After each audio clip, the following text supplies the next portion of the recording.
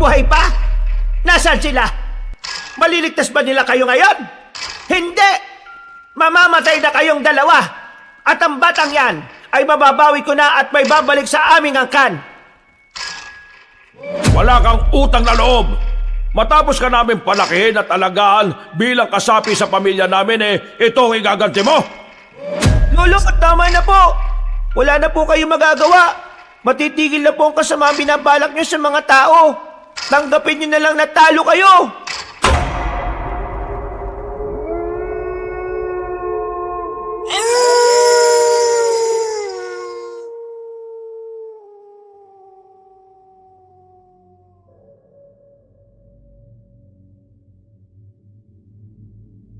Mapagpalang araw sa inyong lahat mga kabangers. Nais ko lamang ibahagi ang isang karanasan na hinding-hindi mabubura sa isipan ko. Ito ay nangyari sa probinsya ng Romblon. Isang karanasan na muntikan ang magatid sa amin sa huling hantungan. Dahil kasi rito, napatunayan namin na bukod sa mga pangkaraniwang tao, may mga kakaibang nilalang palang naninirahan sa mga liblib na parte na kagubatan. Sa mga nangyari sa amin ay masasabi kong maswerte kaming nakaligtas. Pero habang buhay naming daladala ang takot at trauma na dinanas namin sa nakaraan. Isang angkan na mga aswang, yun ang naging mitya ng aming mga buhay. At kung papaano kami nakaligtas, yun ang inyong susubaybayan. Ako nga pala si Jericho. Kabanong, mga kabangers at kayanggaw, ito ang aking kwento.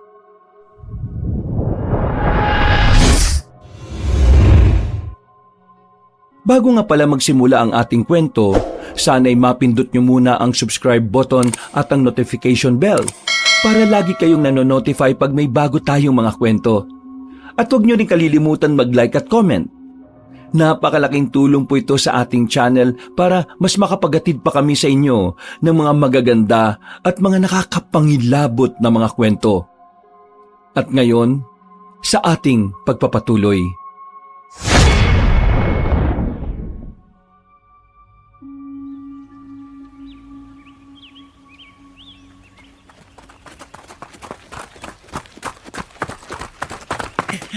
Wisit ka!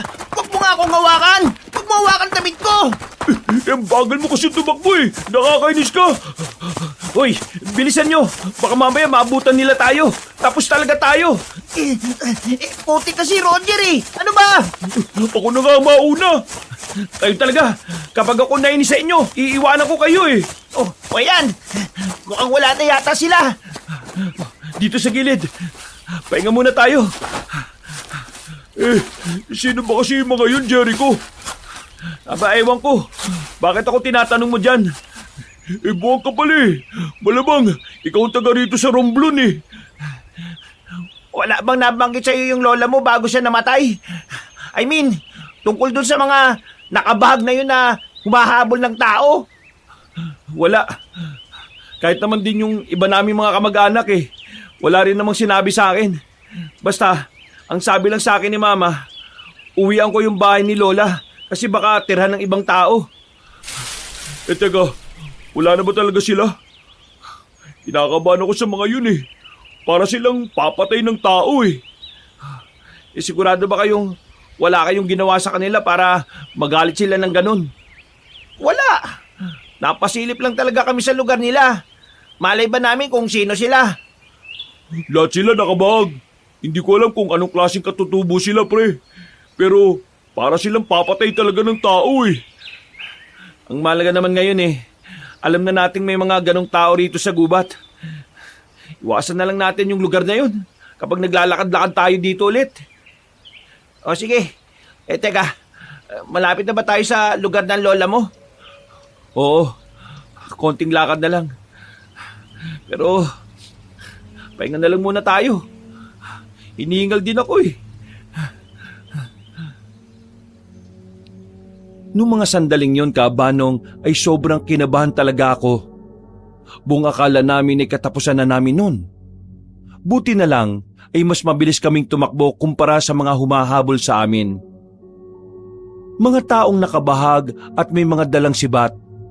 Hindi namin alam kung mga katutubo sila o kung ano paman. Basta ang sabi ng dalawa sa akin, parang galit agad ang mga yon kahit wala naman silang ginawa na masama. Wala rin naman akong ideya kung ano yon. Hindi naman kasi talaga ako taga Romblon. Pumunta lang ako doon para tauhan ng bahay ng lola ko. Namatay na kasi ang lola ko dahil sa sakit sa puso. 1 buwan nang mawala siya, dumating kami roon para hindi angkinin ng ibang taga roon ng bahay. Wala naman sana magiging problema sa akin sa pagtira doon. Ang kaso nga lang, may mga nangyari lang talagang hindi ko agad mapaniwalaan nung una. Ay nako, buti naman nakauwi na rin kaagad tayo. Ang akala ko talaga magiging tusok-tusok na tayo ng mga taong yun eh. Pre, tingnan nyo itong na-research ko sa internet. Hindi to sa Romblon ha. Ibang probinsya to. Ang sabi dito, may mga grupo daw ng mga taong hindi naabot ng pagiging moderno. Mga nakabahag din. Parang sinaunang taga-bundok ang datingan nila eh. At sobrang territorial din sila. Lahat ng dayo sa lugar nila eh, pinapatay daw nila. Eh baka naman, ganun din yung humabol sa ating kanina. Baka nga ganyan din yun. Basta, iwasan na lang natin pumunta ron. Siguro naman eh, doon lang sila nakatira. Sa iba naman sigurong part ng gubat eh, wala naman sila.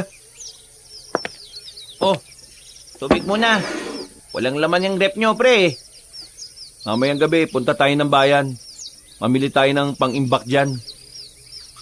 Alam mo pre, mag-iisang araw pa lang tayo rito pero pakiramdam ko, sobrang tagal na nating nakastay dito eh. Eh sabi ko naman kasi sa'yo, huwag ka na lang sumama kung napipilitan ka. Hindi naman siya napipilitan. Parang hindi ko lang feel gumala. Mas maganda nang nandito ka kaysa naman nag-aaway lang kayo ng syota mo palagi. Mismo, nadali mo. Eh, kumusta na nga pala kayo ng syota mong yon? Balita ko eh, munti ka na kayo maghiwalay nung nakaraan ah. Ikaw talaga, napaka-chismoso mo. Oo, tama na yan. Baka mamaya eh magka-personalan na naman kayo eh. Sige, labas lang ako. Bibili ako Yossi. Eh teka pre, saan ba tindahan dito? Paglabas mo dyan sa gate natin, kaliwa ka ng kanto, tapos diretso. Dun, may mga tindahan na dun. O sige, ingat ka pre ha. Maraming nangangain ng tanga dito. Tumawa na lang si Marvin, habang kami naman ni Roger ay naghiwa na lang ng mga tira-tirang gulay sa ref. Habang ginagawa namin yon, hindi pa rin mawala-wala sa isipan ko ang nangyaring habulan sa gubat. Kabado pero natatawa na lang ako kapag naiisip ko yon. Yung kasi ang unang beses na talaga namang nalagay sa panganib ang buhay namin. Makalipas ang ilang oras, sumapit na rin ang 10:00 ng gabi. Hindi na kami natuloy pumuntang bayan dahil nagkatamaran na lang. Buti na lang, nakabili kami ng alak, pampaantok lang. Mga bandang 11:00, nakatulog na rin ang dalawa.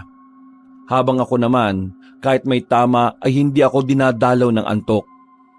Bumaba ako sa sala. Napatingin ako sa may cabinet sa gilid ng kusina. Nakabukas kasi yun ng bahagya. Nakalimutan ko yatang isara. Isasara ko na sana pero meron akong nasilip na libro sa loob. Kinuha ko yon. Kulay itim kasi kaya napukaw agad ang atensyon ko. Pagbasa ko, biglang nakarinig ako ng boses babae sa pintuan ng sala. Hindi ko rin pala naisara yon kaya nakapasok ang pinsang kong babae. Si Nalin. Parang laging seryoso sa buhay. Hindi man lang marunong ngumiti. Pagmamayari ni Lola yan. Oo, alam ko naman. Di ko naman kukunin eh. Hindi naman kita pinagbabawalan eh. Mas magandang ang mabasa mo yan. Ha? Eh, tungkol saan ba to? Wala namang nakalagay na pamagat eh. Basahin mo na lang. Marunong ka naman siguro magbasa eh, no? Malamang. Anong tingin mo sa akin? Ay, Jericho nga pala pangalan ko. Ikaw si Nalin, tama? Yung panganay na anak ni Tita Malen?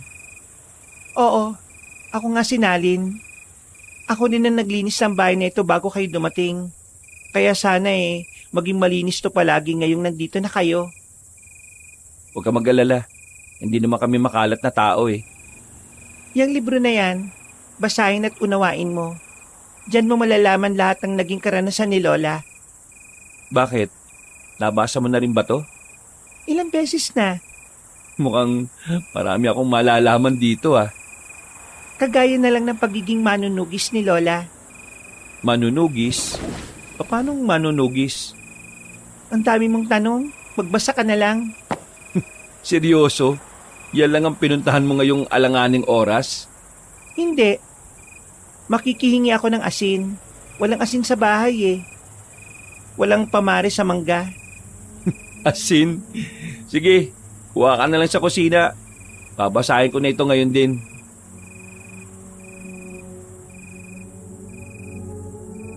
Hindi na siya nagsalita kabanong.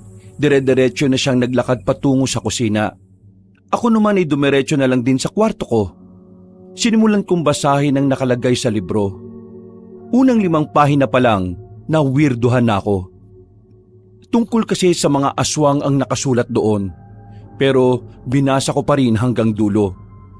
Inabot na nga ako ng madaling araw. Sa libro, nakalagay doon na isinulat yon ng kaibigan ni Lola. Tungkol yon sa isang grupo ng mga residente na kumakalaban daw sa mga aswang noon. Kasama ang pangalan ni Lola sa mga lumaban daw di umano sa mga aswang. Bagay na hindi ko agad magawang paniwalaan. Kasi ang pagkakaalam ko lang naman noon, dating kapitan lang si Lola ng lugar nila.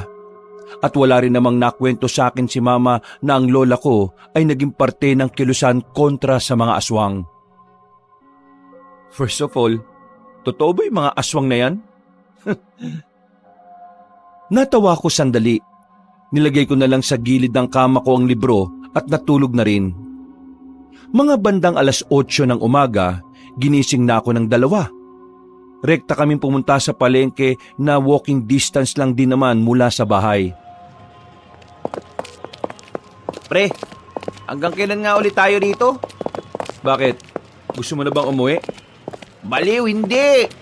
Parang gusto ko na nga tumira dito Meron kasi siyang nakitang magandang babae dyan sa kabilang kanto. Kala niya papatulan siya Bakit? Sino magandang babae? Basta maganda. Hindi ko alam pangalan Hindi naman ako taga rito. Puro ka babae. Hindi ka naman sinasagot Uy, grabe naman. Bakit may pag-atake? Natatawa na lang kami at saka nakarating na rin sa palengke. Marami kaming kamag-anak sa palengke kaya kahit na papaano, nakatipid pa kami ng pera. Pag-uwi namin sa bahay ay agad kaming nag-asikaso. Pagkatapos ng tanghalian, naganda na rin kami para sa pag-alis namin. Papunta kami ng bayan para mamili ng mga pang-imbak sa ref. Habang nasa biyahe kami, may narinig kaming usapan ng mga estudyante. Tungkol daw yon sa isang aswang na nakita nila sa gubat. Nung una, binabaliwala ko lang kasi baka gawa-gawa lang nila. Pero noong may marinig akong pamilyar na salita mula sa kanila, agad kong naalala ang mga nabasa ko sa libro. Binanggit kasi nila ang pangalan ng samahan ng Kuko at Pangil. Yun ang samahan na sinasabi na kasali si Lola. Tatanungin ko sana ang 2 bata kung saan nila narinig ang samahan na yon, pero hindi ko na ginawa dahil baka pagtawanan lang ako ng 2 kong kaibigan. Nakarating kami ng bayan. Maraming tao. Parang Maynila rin. Pero di hamak na mas malinis sa mga pamilihan sa Romblon. Nung mga sandaling yon, kinalimutan ko na muna ang mga tungkol sa aswang. Sa isip-isip ko, hindi ko na nga dapat pinag-abalahan pa ang mga bagay na hindi ko naman sigurado kung totoo. Kanina doon sa kabila, may lumapit sa akin babae. May inaalok na kwintas. Pangontra daw sa masasamang elemento. Gaya na lang daw ng aswang. Tapos, nagpresyo, 500 isa. Papisaan naman daw Pero, hindi ako bumili. Baka mamaya, modus lang yun Baka may iba pa siyang inaalok, hindi mo lang inalam. Eh malay ko, hindi naman ako taga dito eh. Baka mamaya yung babaeng yung pala yung mismong aswang. Aswang ang putik. Kakabasa mo siguro yun ng comics eh, no? Pero, seryoso ah, naniniwala ba kayo sa mga aswang? I mean, oo, napapanood natin dati sa mga palabas. Pero, minsan ba naisip nyo na totoo sila? Mukha ba akong naniniwala sa ganyan? Tingnan mo nga itong mukha na to. Eh ikaw Jericho, naniniwala ka ba na may mga aswang? Hindi. Mas naniniwala pa ako sa sinabi ni Mang Tonying na dati siyang kapre. Saan mo naman ba kasi narinig na totoo yung mga aswang na yan ha, Marvin? Sa matatanda, Sa matatanda, naniwala ka naman. malamang sila mas nakakaalam ng mga ganong bagay eh. Ay nako, totoo man o hindi ang mga aswang, ang isipin nyo na lang, kailangan na natin makauwi para makapagpahinga na. Masakit na mga paa ko kakalakad natin maghapon eh. Natigil naman ang usapan tungkol sa bagay na yon. Pero ako, habang nasa biyahe na kami pabalik, muli na naman bumalik sa alaala ko ang tungkol sa mga nabasa ko sa libro. Kahit sa isipin kong hindi naman yun totoo. Para bang may kaunting parte ng utak ko ang nagsasabing dapat akong maniwala doon. Makalipas lang ang ilang minuto ay nakauwi na rin kami. Sakto namang naabutan namin si Nalin sa bakuran namin. Nagwawalis at sinusunog ang mga tuyong dahon. O Nalin, hindi mo naman kailangan gawin yan eh. Kami na sana ang gagawa niyan. Namili lang kami sa bayan. Hindi kasi ako mapakali kapag hindi ko ito nagagawa eh. Pre, kilala mo siya? Malamang, pinsan ko yan eh. Pinsan mo? Eh siya yung nakita kong maganda sa kanto eh. Miss, crush ka raw nitong kaibigan namin. Eh, para ka naman sira. Iya tuloy ako. Pasensya na. Wala kasi akong pakialam sa lalaki eh. Aray ko, busted ka agad. Nabasa mo na ba yung libro? Oo, nabasa ko na. Alam mo na siguro kung saan nagmula si... Tungkol dyan, pwede bang bukas na natin yung pag-usapan? Pasok ka muna sa loob, may dala kaming pagkain. Hindi na. Tatapusin ko na lang ito at uuwi na rin naman ako sa amin. Ha? Sigurado ka? Oo, busog pa naman ako eh. Ay, siya nga pala. Itong dalawa kong kaibigan ay si Marvin. Ito namang isa ay si Roger. Hindi na nagsalita pa si Nalin. Ngumiti lang siya ng papilit.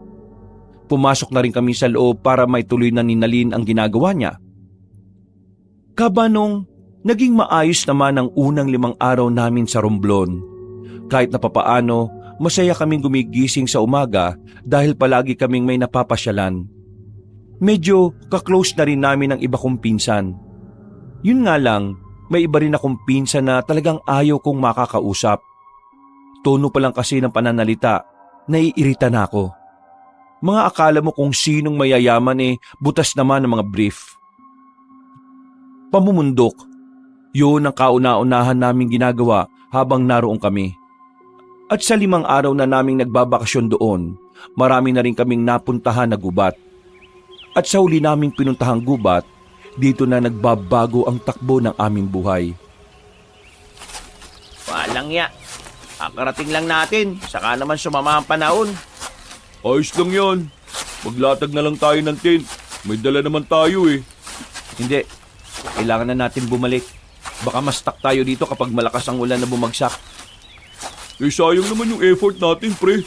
Wala pa nga tayong magagandang picture dito eh, oh. Mamili ka, magandang picture o magandang kabaong kapag nakidlatan ka dito.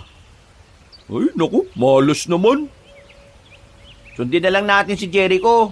Mas maganda nang sigurado tayong hindi tayo mapapahamak. Naglakad na kami noon, Kabanong. Pababa na sana kami ng bundok pero merong kaming nakasalubong na batang lalaki. Nakapaa siya pero maayos naman ang suot niyang damit at short. May sombrerong kulay blue. Maputi ang bata kaya ang unang naisip namin baka anak siya ng mayaman. Gagi mga pre, naliligaw yata ang batang to. Eh, anong gagawin natin dyan? Bata, nawawala ka ba? Nasaan ang mga kasama mo? Tulungan niyo po ako. So, nawawala ka nga. Tulungan niyo po ako makalis dito sa bundok. Tinatanong kita, nawawala ka ba o hindi? Nawawala po ako. Nako, paano to? Hindi naman natin pwedeng iwan lang yan dito, pre. Kapag may nangyari masama dyan, konsensya natin yan. Baka mamaya naman, modus yan ng mga rebelde ha. Baka mamaya dalhin tayo niya sa kuta ng mga rebelde, pre. Para kang siraulo. Tigilan mo na nga yung kakapanood ng mga pelikula sa hapon. Kung ano-ano na lang pinagsasasabi mo eh. Tulungan niyo po ako. Nagmamakaawa po ko. Ano bang pangalan mo? Ako po si Rancho. Hanip pangalan mo ha. Pangmayaman ha. Okay, sige. Ganito gagawin natin. Sasama ka sa amin. At kapag nakababa na tayo, tutulungan ka naming lumapit sa barangay hall para matulungan din nila tayo na maghanap ng... Wag niyo po akong dadalhin sa barangay hall. Bakit naman hindi? Pakiusap po. Wag niyo po akong dadalhin doon. Hindi. Dadaling ka namin sa kanila para matulungan ka naming makauwi sa inyo. Kung ayaw mo, bahala ka. Iwanan ka namin dito. Pero kasi po, Huwag ka na nga makulit. Pasalamat ka pa nga eh. Tutulungan ka namin eh. Tara na, baka abutan pa tayo ng malakas na ulan dito. Wala nang nagawa ang bata at sumama na lang din siya sa amin pababa ng bundok.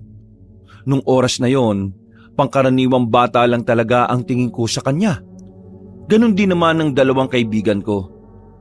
Saktong pagdating namin sa kalsada, bigla namang bumagsak ang malakas na ulan. Mabuti na lang ay kagad kaming nakasilong sa may gilid. Lamig na lamig kami. Samantalang yung batang lalaki ay parang wala man lang nararamdaman. Napansin ko rin na mula nang makasama namin siya ay palagi siyang tulala. Uy, bata. Alam mo bang pangalan ng mga magulang mo? Uy, natanong ka oh.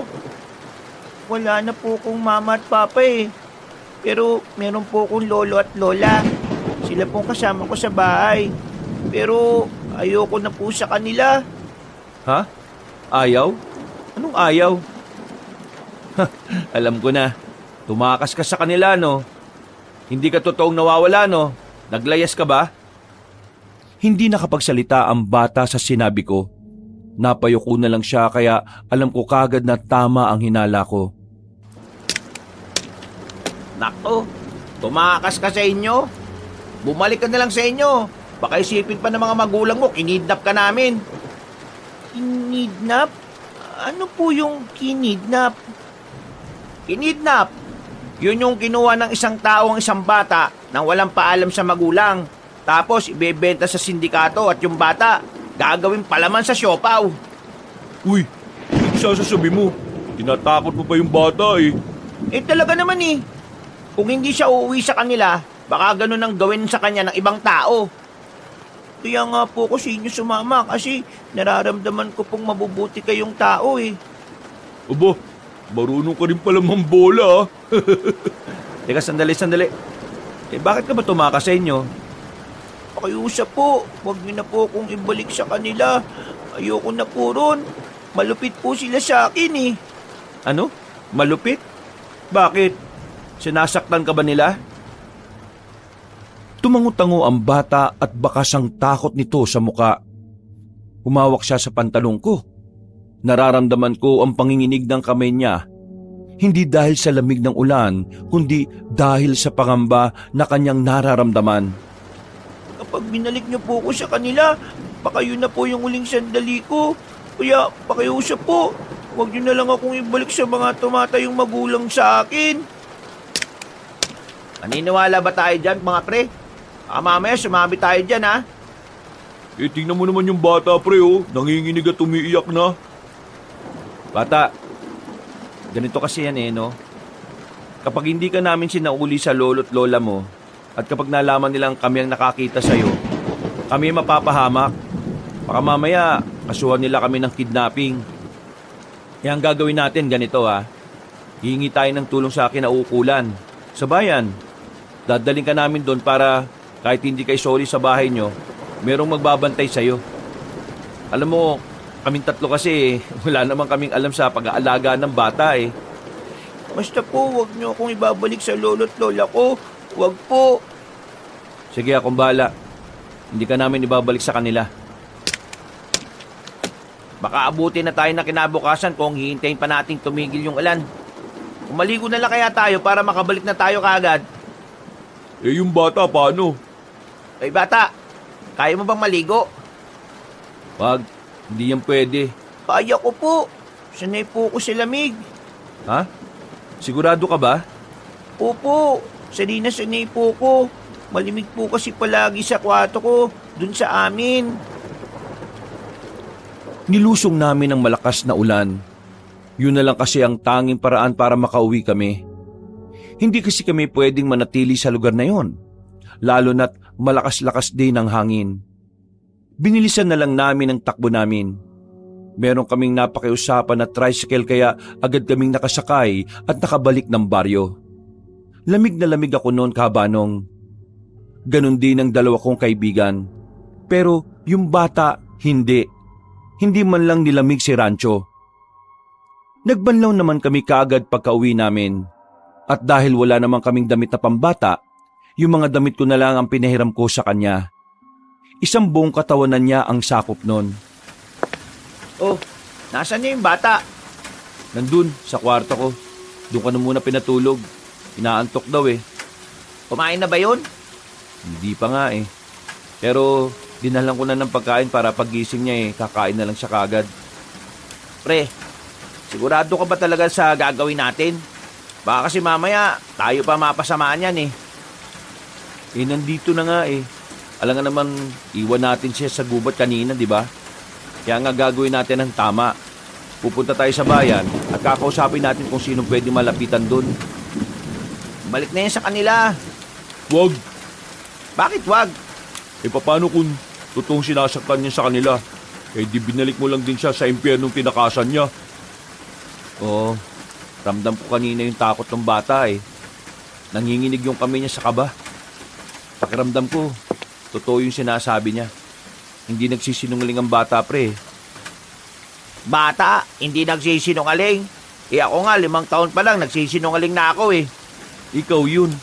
Bata pa lang, kampo ka na ng kadiliman eh. Kampo ng kadiliman ng putik. Pero may point ka, pre, ha? Mga siraulo. Basta, siguraduhin yung walang mangyayaring bulilyaso sa batang yan ha. Ayoko munang mapasok sa gulo. Huwag ka mag-alala. Magiging okay naman ang lahat eh. Basta, kausapin lang natin na maayos kung kanino natin siya iiwan. Mas lalong lumakas pa ang ulan ng mga sandaling yon, Kabanong. Bumalik na lang ako sa kwarto ko. Naabutan kong masarap ang tulog ng batang si Rancho. Umupo ako sa gilid. Nakita ko ulit ang libro ng lola ko. Bubuksan ko na sana ang libro nang magulat ako kasi biglang nagising si Rancho. Ano nga po ulit ang pangalan nyo? Uy! Tinulat mo naman ako bata eh. Jericho ang pangalan ko. Yung matangkad naman kanina si Roger. Tapos yung madaldal si Marvin. Kuya Jericho, naniniwala po ba kayo sa aswang? Ha? Bakit mo naman naitanong? Eh kasi po, binasa ko po yung unang pahina ng libro tungkol po sa aswang. Naniniwala po kayo sa aswang? Hindi ko alam eh. Ang sabi lang kasi ng pinsan kong babae, basahin ko raw to. Eh di binasa ko. Lahat nga nang nakalagay dito tungkol sa aswang. Pero hindi ko talaga magawang paniwalaan eh. Totoo po ang mga aswang, Kuya Jericho. Totoo? Paano mo naman nasabi? Sige nga. Marami na po kong nakitang ganyan sa amin eh. Ay nako, niloloko mo lang ako. Mga kawangis ng tao. Pero may mga kakaibang kakayahan. Malalakas, mabibilis, kayang magbago ng anyo bilang halimaw. Kumakain po sila ng tao at ang namumulan nilang mga mata, yun ang pinaka nakakatakot. O sige, sabihin na natin totoo nga ang mga aswang. Nasaan naman kaya yung mga yun? Kadalasan po nasa gubat. Pero may isang angkan po ng mga aswang na mayaman. Bilyonaryo po. May mga negosyo po sa Maynila. Kaya hindi po talaga iisiping aswang sila. Kasi kung mamumuhay sila, parang kagaya rin po ng sa tao. Sa mga sinabing yun ni Rancho ay napaisip talaga ako sandali, Kabanong. Alam ko naman na mahirap paniwalaan ang sinasabi niya, pero pakiramdam ko, parang may kung anong bagay ang nagtutulak sa akin para tutukan ang bagay na yon. Palabas na sana ako ng kwarto ko para tumambay na lang sana sa sala, pero biglang may sinabi pa siya sa dulo. Kuya Jericho, marami pa sila at malapit na silang magbalik dito sa probinsyang to. Hindi na lang ako sumagot. Naglakad na lang ako palabas at bumaba ng sala. Pero aminado kong medyo nagulo ang utak ko dahil sa sinabi niya. Napansin naman yun ng dalawa pero hindi ko na lang sinabi sa kanila kung bakit. Wala. Pagod lang siguro. Tsaka masama ang pakiramdam ko. Pasensya ka na kasi ako nagsuggest na lumusong tayo sa bahay. Wala naman kasing ibang way. Tingnan mo, 9:00 na. Malakas pa rin ang ulan. Kung hindi tayo umalis, baka nandun pa rin tayo hanggang ngayon. Ang defensive mo naman. Hindi naman kita sinisisi, no? Kailan ba natin dadalhin sa bayan ng batang yun? Di kapag tumila na yung ulan, dalhin na natin siya sa bayan. Bukas, kung wala ng ulan. O bata, bakit nagising ka na? Gabi pa oh. Niya po kasi ako kasi wala po akong ginagawa eh. Pwede po bang ako na lang ang maghugas ng plato niyo sa lababo? Nagkatinginan kaming tatlo. Ikinabigla namin ang sinabi niyang yon. Habang tumatagal kasi, kapag nagsasalita siya ay parang hindi naman siya bata. Parang hindi akma yung mga sinasabi niya sa edad niya. Bihira na lang kasi kami makarinig ng batang nagkukusang loob na maghugas ng plato. Wag na. Di ka naman dito kasambahay eh. Isa pa, bata ka pa. Hindi ka namin uutusan dito. Si Marvin ang gagawa nun. Gusto naman niya eh. Why not? Hayaan mo na siya. Uy, huwag kang tamad dyan. Bisita yan natin dito, no? At saka, hindi naman niya abot yung lababo eh. Sige na, Marvin. Hugasan mo na yung plato. Ayak ko naman po eh. Hindi. Bisita ka rito. Hindi ka dapat pinapakilos. Isa pa, bata ka. Dapat nga nagpapahinga ka na sa taas eh. Hindi pa po kasi ako makatulog, Kuya Jericho. Ang mabuti pa, sumama ka sa akin sa kusina. Merong pagkain doon, tara, kumain ka. Sumama naman si Rancho kay Roger at sabay silang kumain. Habang ako naman ay nanatili lang sa sala, mas lalo pang naging matindi ang sama ng panahon sa mga sumunod na oras. Malakas ang hangin at sinasabayan pa ng malalakas na kulog at kidlat. Mga bandang 12:00, nakaramdam na rin ako ng antok. Ako ang kasama ni Rancho sa kwarto. Nagtabi na kaming matulog dahil malaki naman ang kama. Bandang 3:00 na madaling araw, nagising ako nang maramdaman kong wala na sa kama si Rancho. Tiningnan ko sa sahig sa pag-aakalang lumipat lang yon ng higaan. Pero wala ang bata. Lumabas ako ng kwarto ko, bumaba ng sala. Pero wala rin doon si Rancho. Kaya kinabahan na ako, Kabanong. Binuksan ko ang ilaw. Napansin ko si Rancho sa labas ng bahay. Naroon siya sa tapat. May silungan naman doon kaya hindi siya nababasa ng ulan. Nakatayo lang siya at parang nakatingin sa malayo. Oh, Rancho, ang ginagawa mo dyan? Di ba dapat natutulog ka na? Kuya, bakit po may masasamang nilalang sa mundong ito? Ha? Teka, bakit ganyan naman ang bungad mo? Sagutin mo tanong ko. Natatakot ako, kuya eh. Natatakot ako para sa inyo, sa mga tao. Paano kung dumating na ang mga masasama? Uy, ano ba yung sinasabi mo? 3:00 na ng madaling araw oh. Matulog ka na nga. Ang mga aswang, Kuya Jericho, Ang mga aswang, malapit na silang magbalik. Kailangan natin ng tulong ng mga albularyo at manunugis. Teka, sandali nga, bata ka. Ano ba? Totoo bang bata ka talaga? Opo, bata lang po ako. Pero yung pagkakahulma sa utak ko at puso ko, parang pang isang matandang marami ng karanasan. Hindi na kita mag-gets eh. ang creepy na ng pinagsasasabi mo. Ano pong creepy? Creepy. Nakakatakot. Ganun. Pero wala nang mas nakakatakot, kuya, kapag dumating na sila para angkinin ng probinsyang ito. Ay nako. Alam mo, Rancho, kung ganyan ka ng ganyan, isasauli na kita sa guardian mo. Kapag ginawa niyo po yun, katapusan na ng lahat. Ama na nga.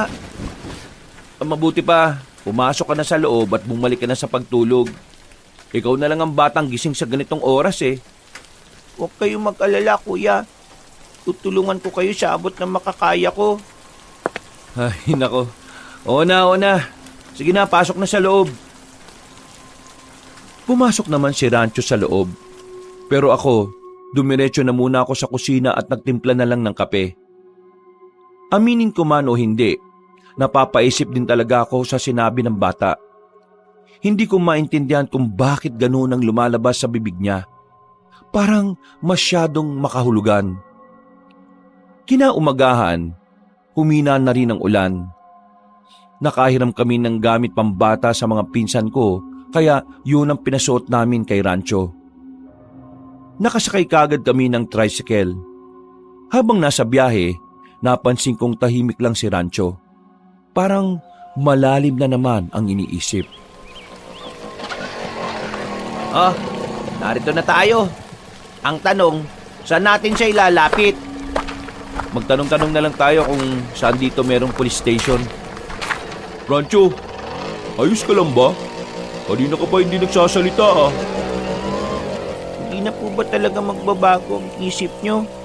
Kung ako po kasi ang tatanungin, mas gugustuhin ko na lang pong nasa bahay nyo eh. Alam mo, gustuhin man namin, hindi ka rin naman pwede. Kapag nalaman kasi ng mga kamag-anak namin na may kasama kaming bata, magtataka yun. Baka mamaya kung ano pang isipin nila. Hindi na nagsalita si Rancho. Nagsimula na lang kaming maglakad at magtanong-tanong. Habang naglalakad kami sa maraming tao, bigla na lang nagtago sa likuran ko si Rancho. Nanginginig ang kamay niya sa takot. Ramdam na ramdam ko yun.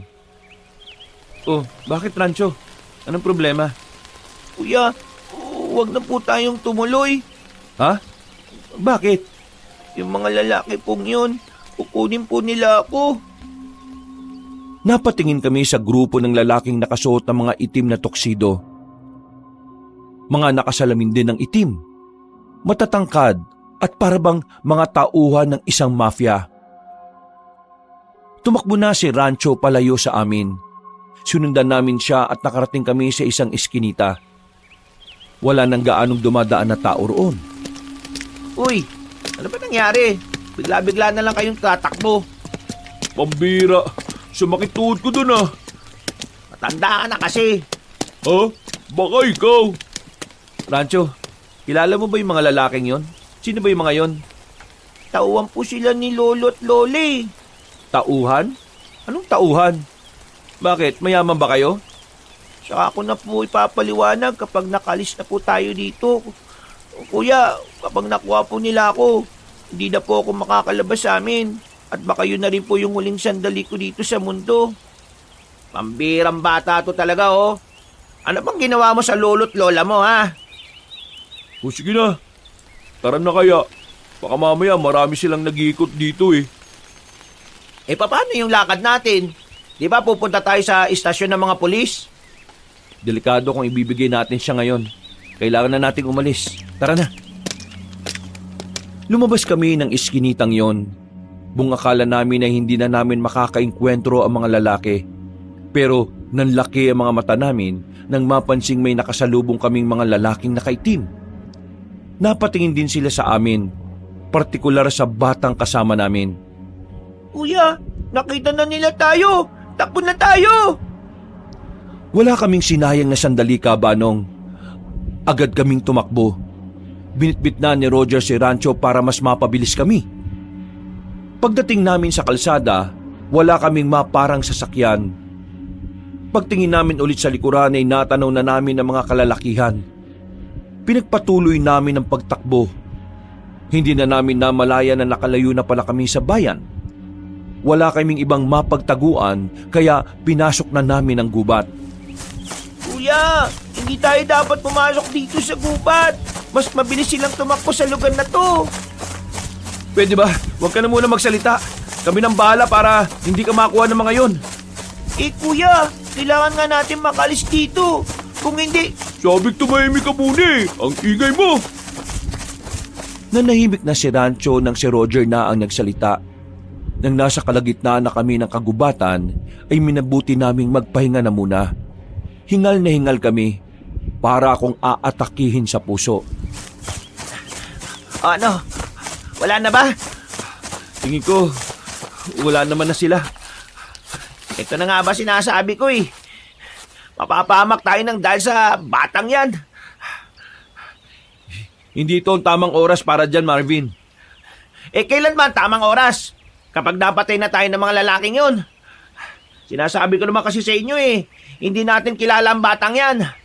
Wala tayong alam kung saan yan galing. Paano kung galing pala yan sa big time na sindikato sa bansa natin? Eh di, tapos na tayo ngayon. Ano gusto mong gawin ngayon? Ibigay na lang natin tong bata kahit alam nating magiging impyerno ang buhay niya ron? At naniniwala talaga kayo sa sinasabi ng batang yan? Tingnan nyo nga oh. Hindi niya nga sinabi sa atin na mayaman sila. At may mga taon na naghahanap sa kanya. Kaya bakit kayo maniniwala sa batang hindi naman sinasabi ang totoo? Pasensya na po kayo. Kung dahil sa akin ay nagtatalo po kayo. Wala na po kasi talaga akong malapitan eh. Kayo na lang po ang pag-asa ko para makaligtas sa kanila. Pwede ba mamaya na natin pag-usapan ng mga bagay na yan? Ang una nating isipin ngayon, kailangan natin matakasan ng mga humahabol sa atin. Napabuntong hininga na lang si Marvin. Nakukuha ko naman ang pinupunto niya. At alam ko naman na nag-aalala lang din siya sa kaligtasan namin. Pero sa kabilang banda, hindi naman din namin pwedeng iwan na lang si Rancho. Kami ang nakita niya sa gubat. Konsyensya namin kung may masamang mangyari sa kanya. Tingin ko nga nun, meron talagang magandang dahilan kung bakit nagtagpo ang landas namin. Nang masiguro naming wala na nga ang mga humahabol sa amin, ay agad na rin kaming lumabas doon at bumalik sa kalsada. Kabadong malala pa rin kami noon kaya hindi kami nagpakakampante. Kanina pa tayo naglalakad. Bakit walang dumadaan na sasakyan dito? Ay nako, malas talaga oh. Eh di ba sabi sa atin ng mga pinsan ni Jericho, wala talagang gaanong dumadaan dito kasi mas malayo to kaysa dun sa kabilang kalsada. Kailangan natin bumalik sa sentro. Pero kuya, Hindi natin pwede itong lakarin. Sobrang layo. Isa pa, hindi natin alam kung anong meron kapag tinahak natin ang direksyon na yan. Paano yung mga mahabol sa atin kanina? Kaya nga kailangan natin mag-ingat ngayon. Kailangan natin makasakay doon. Kung hindi, mas mahihirapan tayong umuwi. Wala silang palag sa sinabi ko.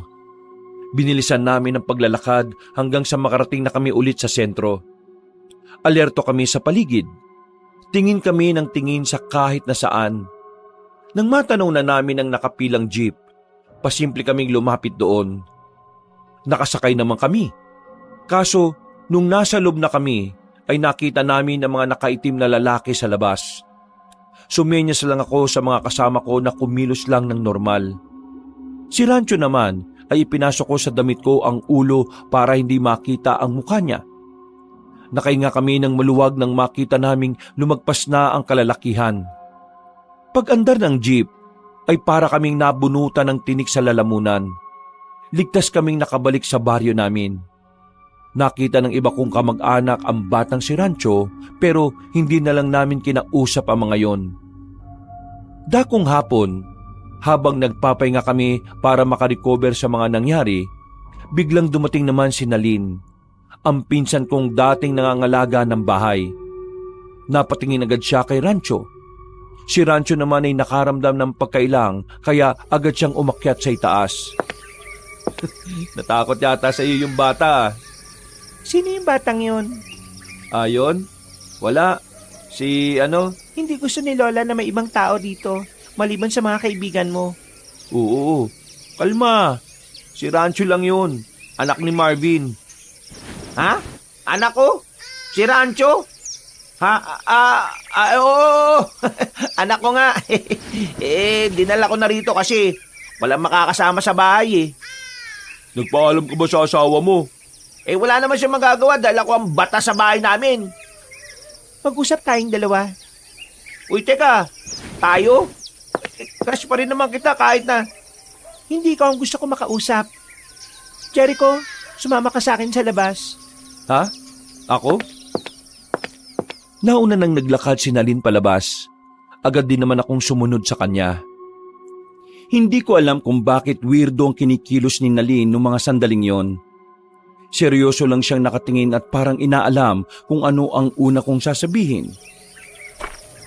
Bakit? Ano bang problema? Tukol ba ron sa anak ni Marvin? Saglit lang naman yun sila. Aalis din sila kaagad. Hindi mo ako maloloko. Hindi anak ng kaibigan mo yon. Anak nga, Marunong akong kumilatis ng taong nagsisinungaling. Kaya hindi kayo pwede maglihim sa akin. Hindi yun anak ng kaibigan mo. Ngayon, sabihin mo sa akin, saan niyo siya nakuha? pambihira. Manghuhula ka ba? Oo na, sasabihin ko na. Hindi namin siya kinuha. Nakasalubong namin siya habang namumundo kami kahapon. Ibabalik naman namin siya sa pamilya niya pero ayaw niya eh. Ang sabi niya kasi, sinasaktan siya ron sa kanila. Kaya ayan, nandito na muna habang hindi pa namin alam kung anong gagawin namin sa kanya. Alisin niyo ang batang yan dito. Palma. Bata lang yun. Huwag kang masyadong mainit. Hindi naman siguro magagalit si Lola kung may tinulungan kaming bata, no? Hindi pa karaniwang batang dinala niyo sa bahay ni Lola. Ha? Anong hindi pangkaraniwang pinagsasasabi mo? Nakita mo naman, no? Bata si Rancho. Nakita mo ba siyang lumipad? Gusto mo ba siyang makitang gumapang ng mabilis? Teka. Iba na yata sinasabi mo eh. May problema ka ba sa pagtira ko rito? Wala. Ang sinasabi ko, yung batang nasa bahay ni Lola. Hindi niyo siya kilala. Nilagay niyo lang sa alanganin ng buhay niyo. At madadamay pang ibang tao sa ginawa niyo. Ano ba kasi talagang sinasabi mo? Paano mo nasabing hindi pangkaraniwan si Rancho? Ang batang yon ay isang aswang. Sandali akong napatigil sa sinabi niya, Kabanong. Hindi agad yung pumasok sa utak ko. Akala ko nung una ay binibiro lang ako ni Nalin. Pero wala sa itsura niya ang ganong gawain. Kaya sa mga sandaling yon, unti-unti na rin akong naging seryoso. Teka, aswang? Tama ba narinig ko? Aswang ang batang yon. Sinasabi ko sa'yo, hindi siya nararapat dito. Hindi nyo alam kung gaano kabangis ang batang pinasok nyo sa bahay na yan. Hindi ako naniniwala. Bigyan mo nga ako ng katunayan na aswang nga siya. Sige, kunin mo ito. O ano naman yan? Pansabit sa pintuan. Ilagay mo ron. Kapag hindi siya nakapasok sa kwarto, ibig sabihin, tama ang sinasabi ko. At kung totoong aswang nga yung batang yon, Kailangan yung umiwas sa kanya. Dalawa lang yan. Mapapahama kayo dahil sa kanya o mapapahama kayo dahil sa pamilya niyang naghahanap sa kanya. Kinuha ko ang sinulid ng merong tuyong bawang sa dulo. Pagkatapos, naglakad na rin siya paalis. Nung sandaling yung, Kabanong, medyo naguguluhan pa rin ako. Pero hindi ko maintindihan kung bakit parang apektado ako sa mga sinasabi niya. Kinakabahan ako. Naiisip ko palang na totoong aswang ang batang yon ay kinikilabutan na ako. Para malaman ko ang katotohanan, pumasok na ako sa bahay. Pumunta ako sa kwarto ko. Saktong nakasarado ang pinto at nasa loob si Rancho. Isinabit ko ang tuyong bawang sa itaas ng pintuan. Rancho, labas ka na dyan. Magmimerienda na tayo. Lalabas na sana siya pero bigla siyang napatigil. Napatingala sandali sabay iwas agad ng tingin. Hindi siya nagsasalita. Sa puntong ito, kinabahan na ako pero hindi ko lang pinapahalata. Oh, bakit? Anong problema? Ayaw mo bang kumain? Susunod na po ako, Kuya Jericho. Una ka na po sa baba.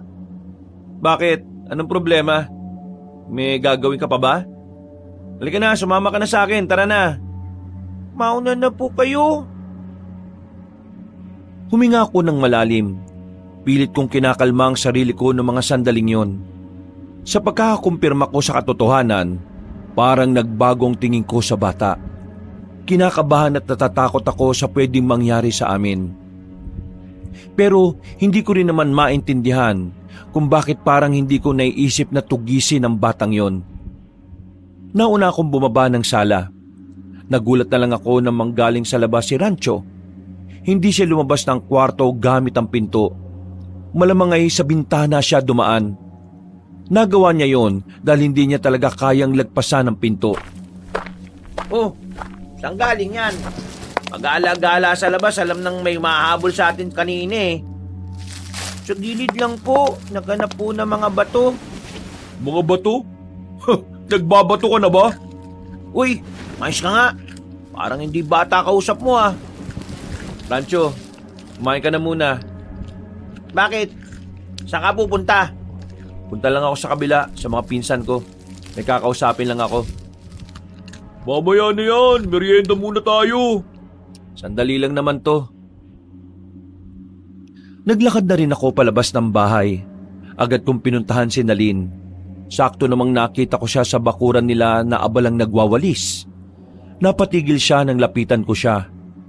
Tumingin-tingin muna ako sa paligid. Nang masiguro kong wala namang ibang makakarinig ng sasabihin ko, ay agad na akong nagsalita. Anong pwede kong gawin? Ano? Napatunayan mo na ba?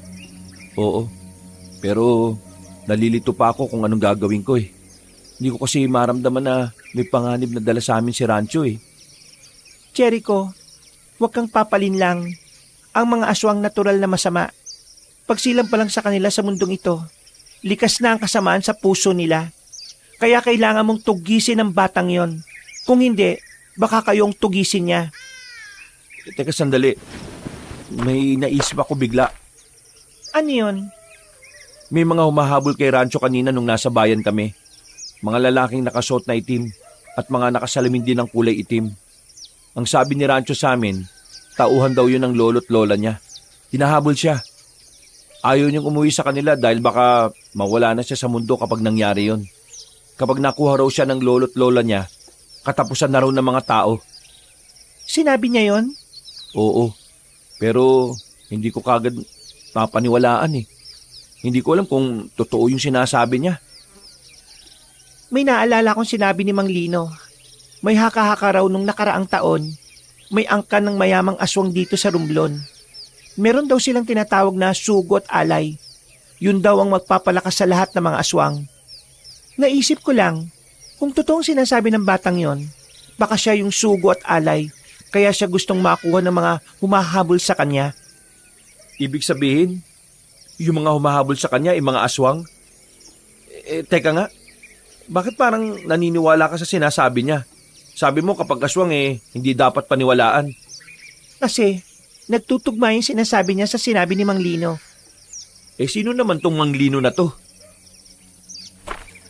Sumama ka sa akin para malaman mo kung sino siya. Saan naman tayo pupunta?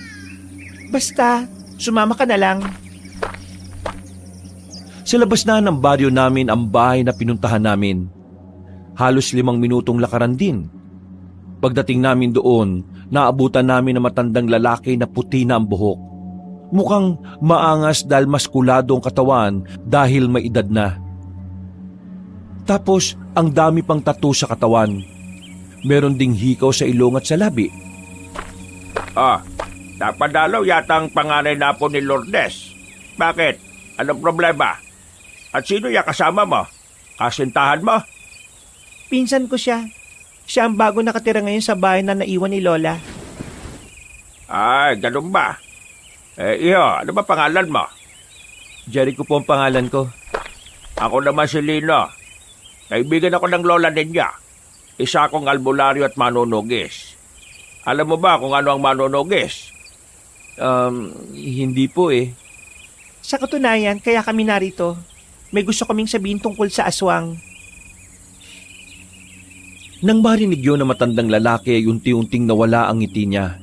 Sumiryoso ang mukha niya at saka naupo sa mahabang upuan na yari sa katawan ng puno. Hindi na kami nagsayang pa ng oras. Sinabi na namin ni Nalin ang tungkol kay Rancho. Tahimik lang namang nakikinig sa amin si Mang Lino. Pagkatapos, iniwan niya kami sandali at kumuha siya ng mainit na kape. Kalmado siya na parabang sanay na siya sa mga ganoong usapan. Kailangan kong makausap ang batang yon. Pero huwag niyo po siyang sasaktan ha.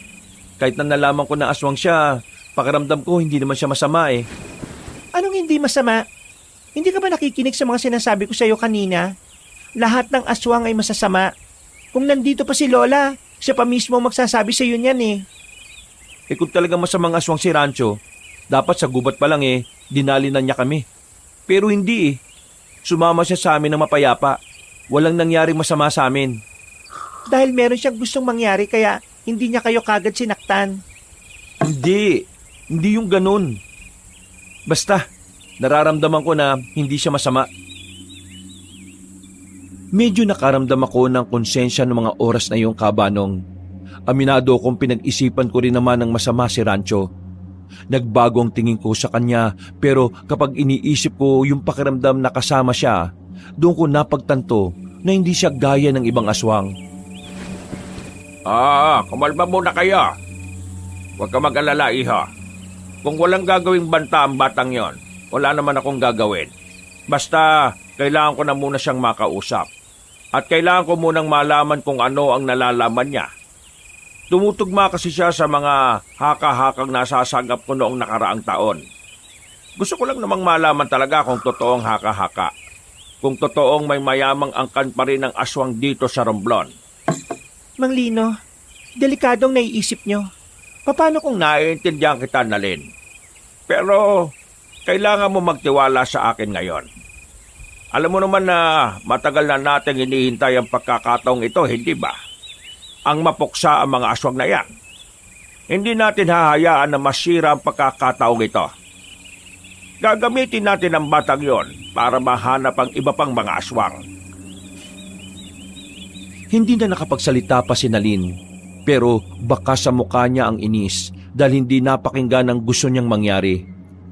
Ako naman, tahimik lang ako habang naglalakad pabalik. Napagkasunduan namin na dadaling ko si Rancho sa bahay ni Mang Lino pagsapit ng gabi. Pero hindi ko magawang hindi kabahan. Inisip ko kasi na baka biglang may gawin si Mang Lino kay Rancho. Pero kahit na may pag-aalinlangan, naisip kong dapat akong makiisa sa gusto ni Mang Lino.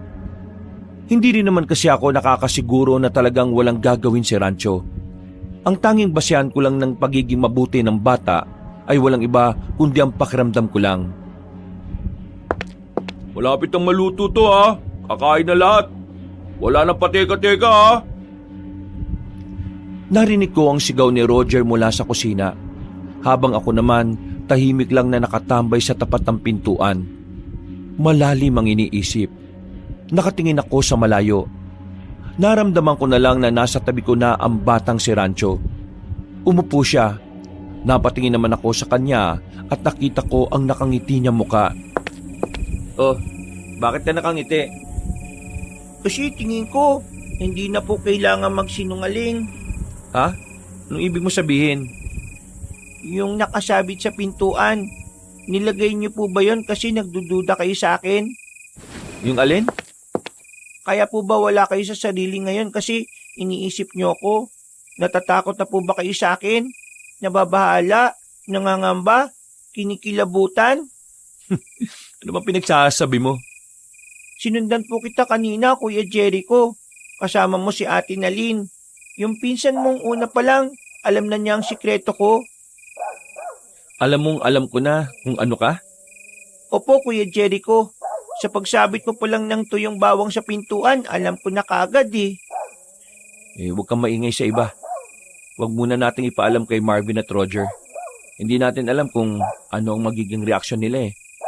Ikaw po, ano pong naisip niyo sa akin? Nung una, nagtaka, nahiwagaan, at nagbago talaga ang tingin ko sa'yo. Natakot ako. Kasi base sa librong mga nabasa ko, ang mga aswang daw ay mababangis. Pero nawala yun. Kasi wala naman ako nararamdaman na panganib sa'yo eh.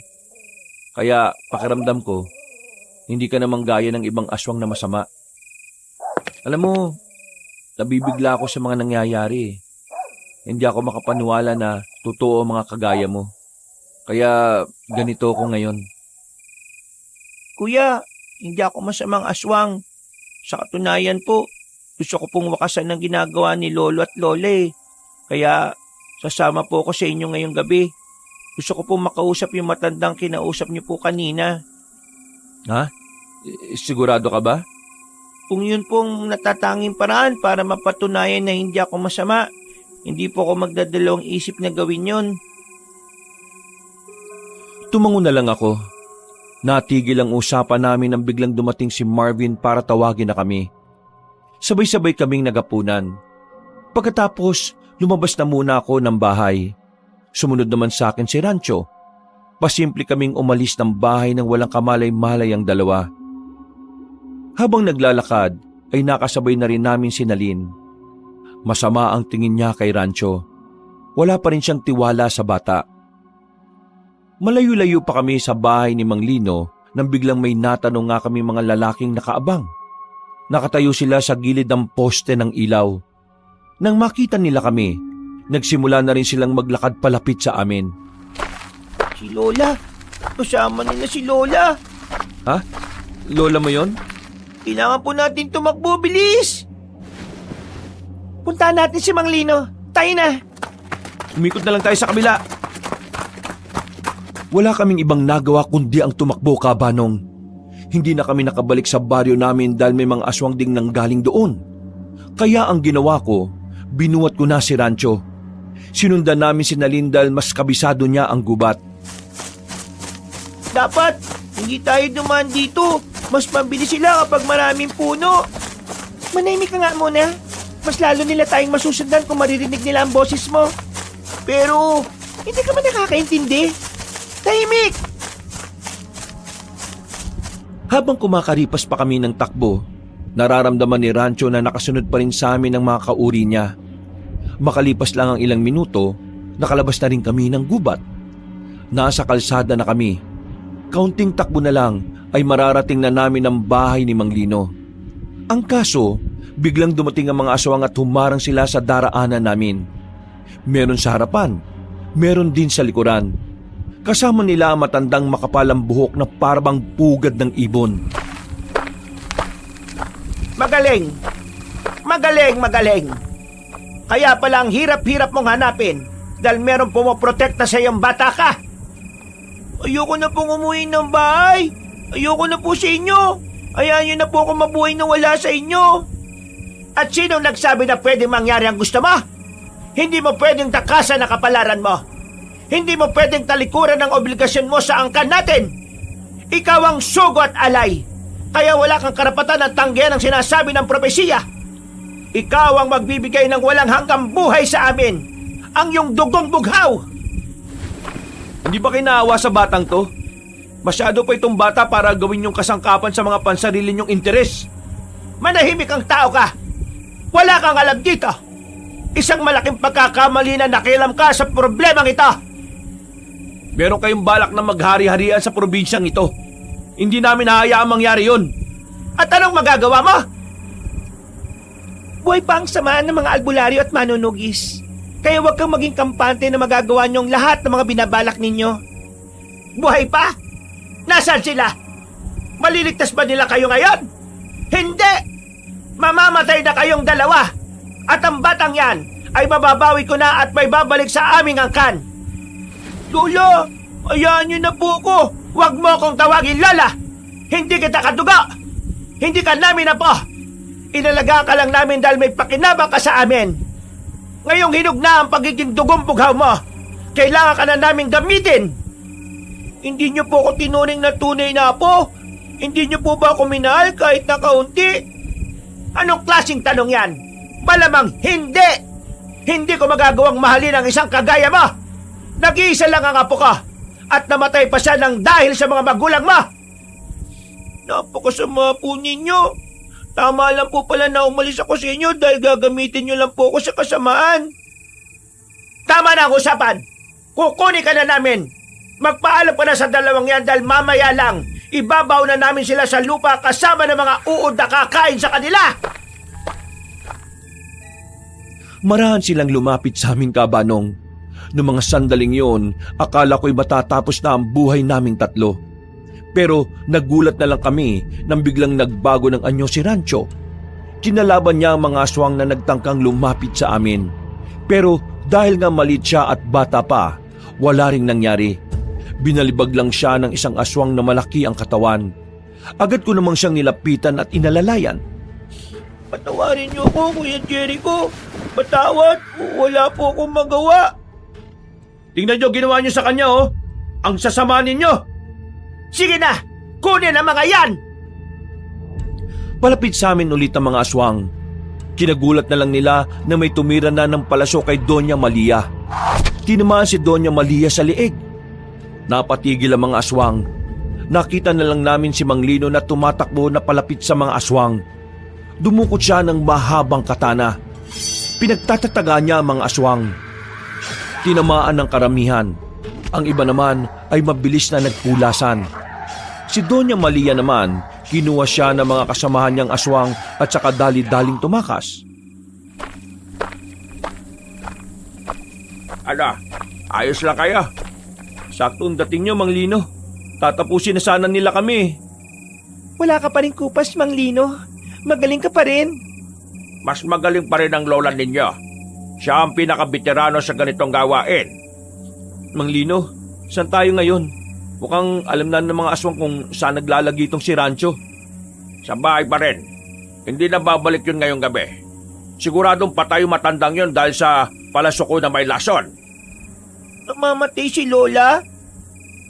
Hindi mo ba narinig ang sinabi niya kanina? Hindi kanya tinuring na apo. Kaya wag mo na ituring na lola yung matandang aswang na yun. O sige, tara na. Pumunta na tayo sa bahay ko. Ikaw, bata, lahat ng nalalaman mo, sabihin mo sa akin, ha? Patunayan mo sa akin na hindi ka kagaya nila. Tumango lang si Rancho bilang pagsang-ayon. Pumunta na kagad kami sa bahay ni Mang Lino. At pagdating namin doon, ay wala nang sinayang na oras ang bata. Sinabi na niya ang lahat ng mga nalalaman niya tungkol sa angkan ng mga aswang. Naikwento na ni Rancho ang lahat ng nalalaman niya tungkol sa angkan ng mga aswang. Habang nakikinig nga ko ron, hindi ko maiwasan na hindi kilabutan. Hindi ko inakala na sobrang delikado pala ng pamilyang pinanggalingan ni Rancho. Ayon kasi sa kanya, ang tinuturing niyang lolo na si Don Vino ay isang milyonaryong tao. Marami daw itong ari-arian sa Romblon, pati na rin daw sa ibang probinsya. Meron din daw itong mga negosyo sa Maynila. Nung una, ayaw ko sanang maniwala. Pero ang sabi naman ni Mang Lino, totoo ang sinasabi ng bata. Kahit daw kasi yung iba niyang kasamahan sa pagiging albularyo at manunugis, alam ang mga bagay na yon. Nang makolekta na ni Mang Lino ang lahat ng dapat niyang malaman, pinauwi na muna niya kaming dalawa. Nagkasundo kaming dalawa na lahat ng sinabi ni Rancho, kapalit noon ay ang kaligtasan ng bata. Sa madaling sabi, kasama si Rancho sa poprotektahan nila, kahit pa aswang din siya. Rancho, huwag ka na munang maingay kina Marvin at Roger, ha? Siguradong mabibigla sila kapag nalaman nila yon. Hindi pa sila handang malaman ng mga ganung bagay. Naintindihan mo ba ako? Opo, Kuya Jericho. Maraming salamat po sa ginagawa nyo. Kahit nasawang ako, hindi nyo ako pinapabayaan. Huwag kang magpasalamat sa akin. Hindi naman ako ang poprotekta sa iyo eh. Wala naman akong kayang gawin eh. Sila Mang Lino, sila ang poprotekta sa iyo. Kaya dapat sa kanila ka magpasalamat. Tara, bilisan na lang natin ang paglalakad.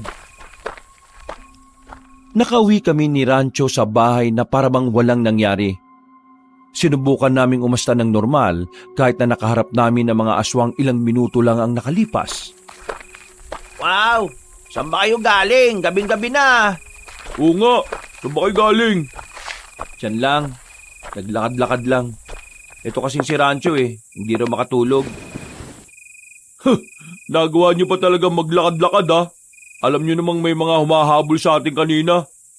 Paano kung nakarating pala yun dito sa atin at nakita kayo? Di tapos na kaagad kayo. Ang mahalaga, hindi naman nangyari yung sinasabi mo. O sige na Rancho, hintayin mo na lang ako sa kwarto. Tinanggal ko na pala yung kaya makakapasok ka na kaagad. Mabilis na naglakad si Rancho paakyat ng hagdanan. Ako naman ay napaupo na lang sa sala. Nakatulala ako saglit. Hindi pa rin ako nakaka-recover sa mga nalaman ko. Pakiramdam ko, para akong kumuha ng malaking bato na ipapalo sa ulo ko. Malaking pamilya kasi ang kakalabanin namin.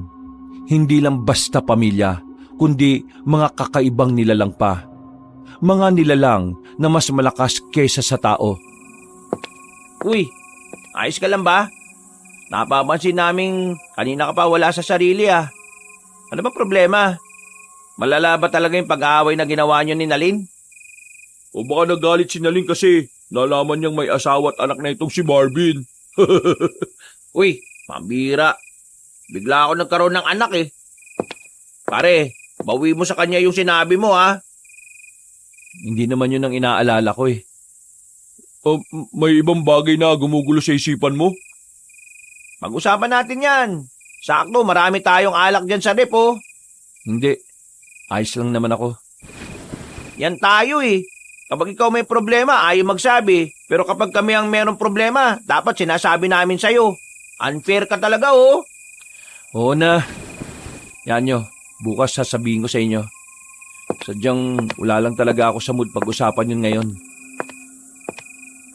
Napapailing na lamang silang dalawa kabanong. Alam nilang kapag ganun ako, malabo pa sa sabaw ng pusit na ikwento ko kagad sa kanila ang mga nangyari. Umakyat na lang din ako sa kwarto ko. Nakatulog naman ako na maayos sa kabila ng mga naranasan namin ni Rancho. Kinabukasan, payapa ang paligid. Maaliwalas. Walang kahit na anong senyalis ng mga aswang. Ang sabi sa akin ni Nalin, kumikilos na sila manglino para magbantay sa lugar. Kahit na papaano ay nakakampante ang kalooban ko kabanong. Pero hindi pa rin mawala-wala sa utak ko ang mga posibilidad na baka bigla na lang kunin si Rancho sa amin. Kabanong, inaamin ko na nung mga sandaling yon ay parabang mas lalong naging mahalaga sa akin ang batang yon. Siguro dahil alam kong hindi ko naranasang magkaroon ng batang lalaki na kapatid na mas bata pa sa akin. O baka sadyang naawa lang ako sa kalagayan ng batang yon. Kahit pa isa siyang aswang.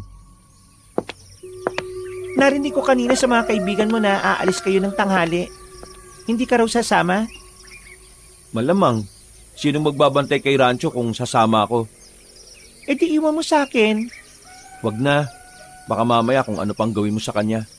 Gigil na gigil ka pa naman sa kanya. Jericho, mag-isip ka nga. Hindi pwedeng palagi mo kasama si Rancho. Sa oras na ikaw ang matsyempohan ng mga aswang, patay ka talaga. Payo din sa akin ni Mang Lino, ako magbabantay sa banta. Kahit na papaano may alam naman ako kung papaano papalagan ng mga aswang. Marunong kang lumaban sa mga aswang? Oo. Nung bata-bata pa ako, palagi akong tinuturuan ni Lola. Ako lang naman kasi ang interesado sa lahat ng apo niya. Kaya huwag ka mag-alala. Kaya kong protektahan ng batang yon. Hindi ko siya pwedeng saktan. Kailangan namin si Rancho. Hindi rin siya pwedeng patayin ng mga manunugis. Ha? Bakit hindi naman pwede? Yung totoong gustong makuha ng mga aswang sa kanya ay hindi yung dugo niya, kung hindi espiritu na nakatago sa loob ng katawan ni Rancho. Teka, anong espiritu? Ano yun? May sapi? Ang sabi ni Mang Lino, isang sinaunang espiritu ng aswang ang gumagala-gala pa nung una pang panahon. Pumasok daw yun sa katawan ng mga aswang na sariwa pa. Yun ang gustong makuha ng mga aswang ngayon, kaya nila gustong kunin si Rancho. Sinabi lang nila na dugo ni Rancho ang kailangan nila para isipin ng mga manunugis na kaya pa rin nila ang mga aswang.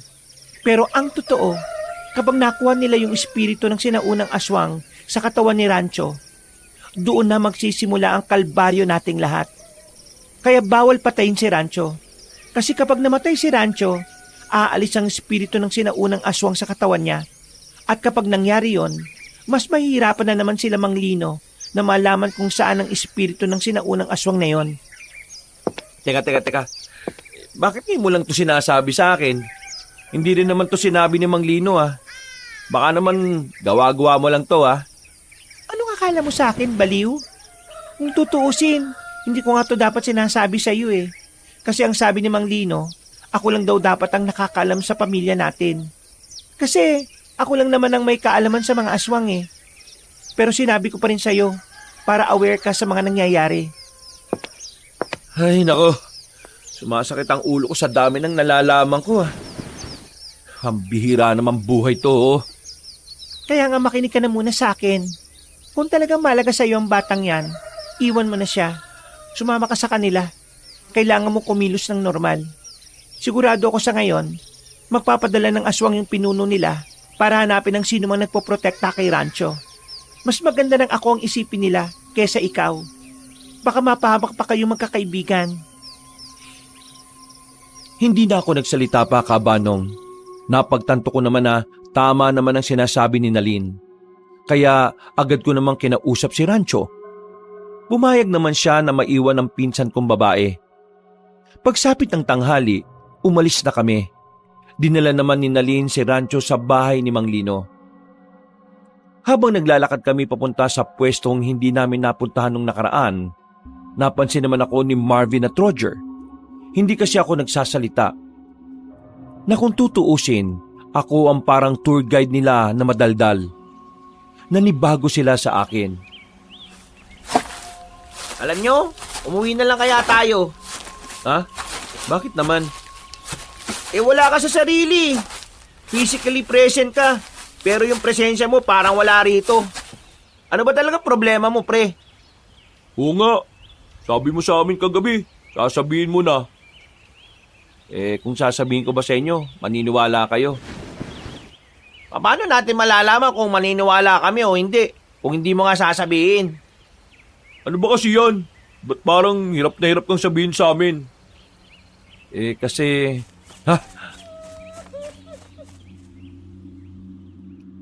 Hindi ko na ituloy ang sasabihin na makarinig kami ng mabibilis na yabag na mga paa. Meron ding umiiyak na boses. Hahanapin sana namin ang umiiyak na yon nang matanaw namin na may mga lalaking nakaitim. Tapos may isang lalaking tumatakbo. Sugatan. Ang lalaking nakaitim naman, ayun din yung humabol sa amin sa bayan. Hinila ko silang dalawa. Nagtago kami sa gilid. Pinanood lang namin kung ano ang mangyayari. Nanlaki na lang ang mga mata namin nang makitang dinakmana ng isang lalaking nakaitim ang lalaking sugatan. Sinakmal sa leeg. Kinagat-kagat ng ilang ulit. Hindi tumigil kahit nagmamakaawa na ang lalaki. Sa isang iglap lang, nalagutan agad ng hininga ang biktima. Pagsaluhan na natin to. Visit na pinulo natin. Hindi tayo pinapakain Maganda nang nadiskarte tayo. Hindi na kami makagalaw sa nakikita namin noon dahil sa magkahalong takot at kaba. Mga ilang sandali lang ay nakita namin binitbit na nila ang biktima. Paalis na rin sana kami pero biglang napabahing si Marvin. Sabay-sabay na lumingon ang mga aswang sa amin. At dahil doon, ako na ang nagsabi sa kanila na tumakbo. Para kaming maubusan ng lupa noong mga sandaling yon dahil sa bilis namin. At sa tuwing lilingon naman kami, nakikita naming nakasunod lang sa amin ang mga aswang. Sa kamalas-malasan pa, napahiwalay sa amin si Marvin. Bigla na lang siyang nag-iba ng direksyon. Nakita rin naman namin na siya na yung hinahabol. Kami naman ni Roger ay sumiksik na lang sa puno ng balete. Gagi, ano ba yung pre? Pre, aswang ang mga yun. Aswang? Tirik ang araw, aswang? Aswang nga yun. Saka nakakita ng normal na tao na kumakain ng kapwa-tao. Aswang yun. Si Marvin, baka napano na si Marvin. Siya na yung hinahabol eh. Ano gagawin natin? Hahanapin natin si Marvin. Hindi pwedeng umuwi tayo nang hindi natin siya kasama. Baka mamaya, ang dami pang aswang dito sa gubat na to. Kailangan nating lakasan ng loob natin, pre. Kapag napahamak si Marvin, problema din natin yun. Diyos ko naman ang tanga-tanga naman kasi. Bakit bigla-bigla siyang mag-iiba ng direksyon? Sinabi ng kumanan, kumaliwa pa talaga. Ang tanga! Nakakabwisit! Alauna pa lang naman eh. Tara na, hanapin na natin siya. Baka nandyan lang yun. Kumuha na lang kami ng matitibay na sanga na pwede naming ipamalo. Kahit na kinakabahan, nilakasan pa rin namin ang loob namin. Hinanap namin si Marvin sa gubat na yon. Pero inabot na kami ng 5 oras ay wala pa rin kaming napapala. Kumagat na ang dilim sa paligid. Pero kahit na anino lang niya ay hindi na namin nasisilayan. Kanina pa tayo rito, pre. Hindi pa rin natin nahanap si Marvin. Baka siguro, kailangan na lang natin tanggapin na wala na siya. Baka Sira ulo. Anong wala na siya? Nandyan pa siya, nararamdaman ko. Buhay pa kaibigan natin. nasaan nga, Aber?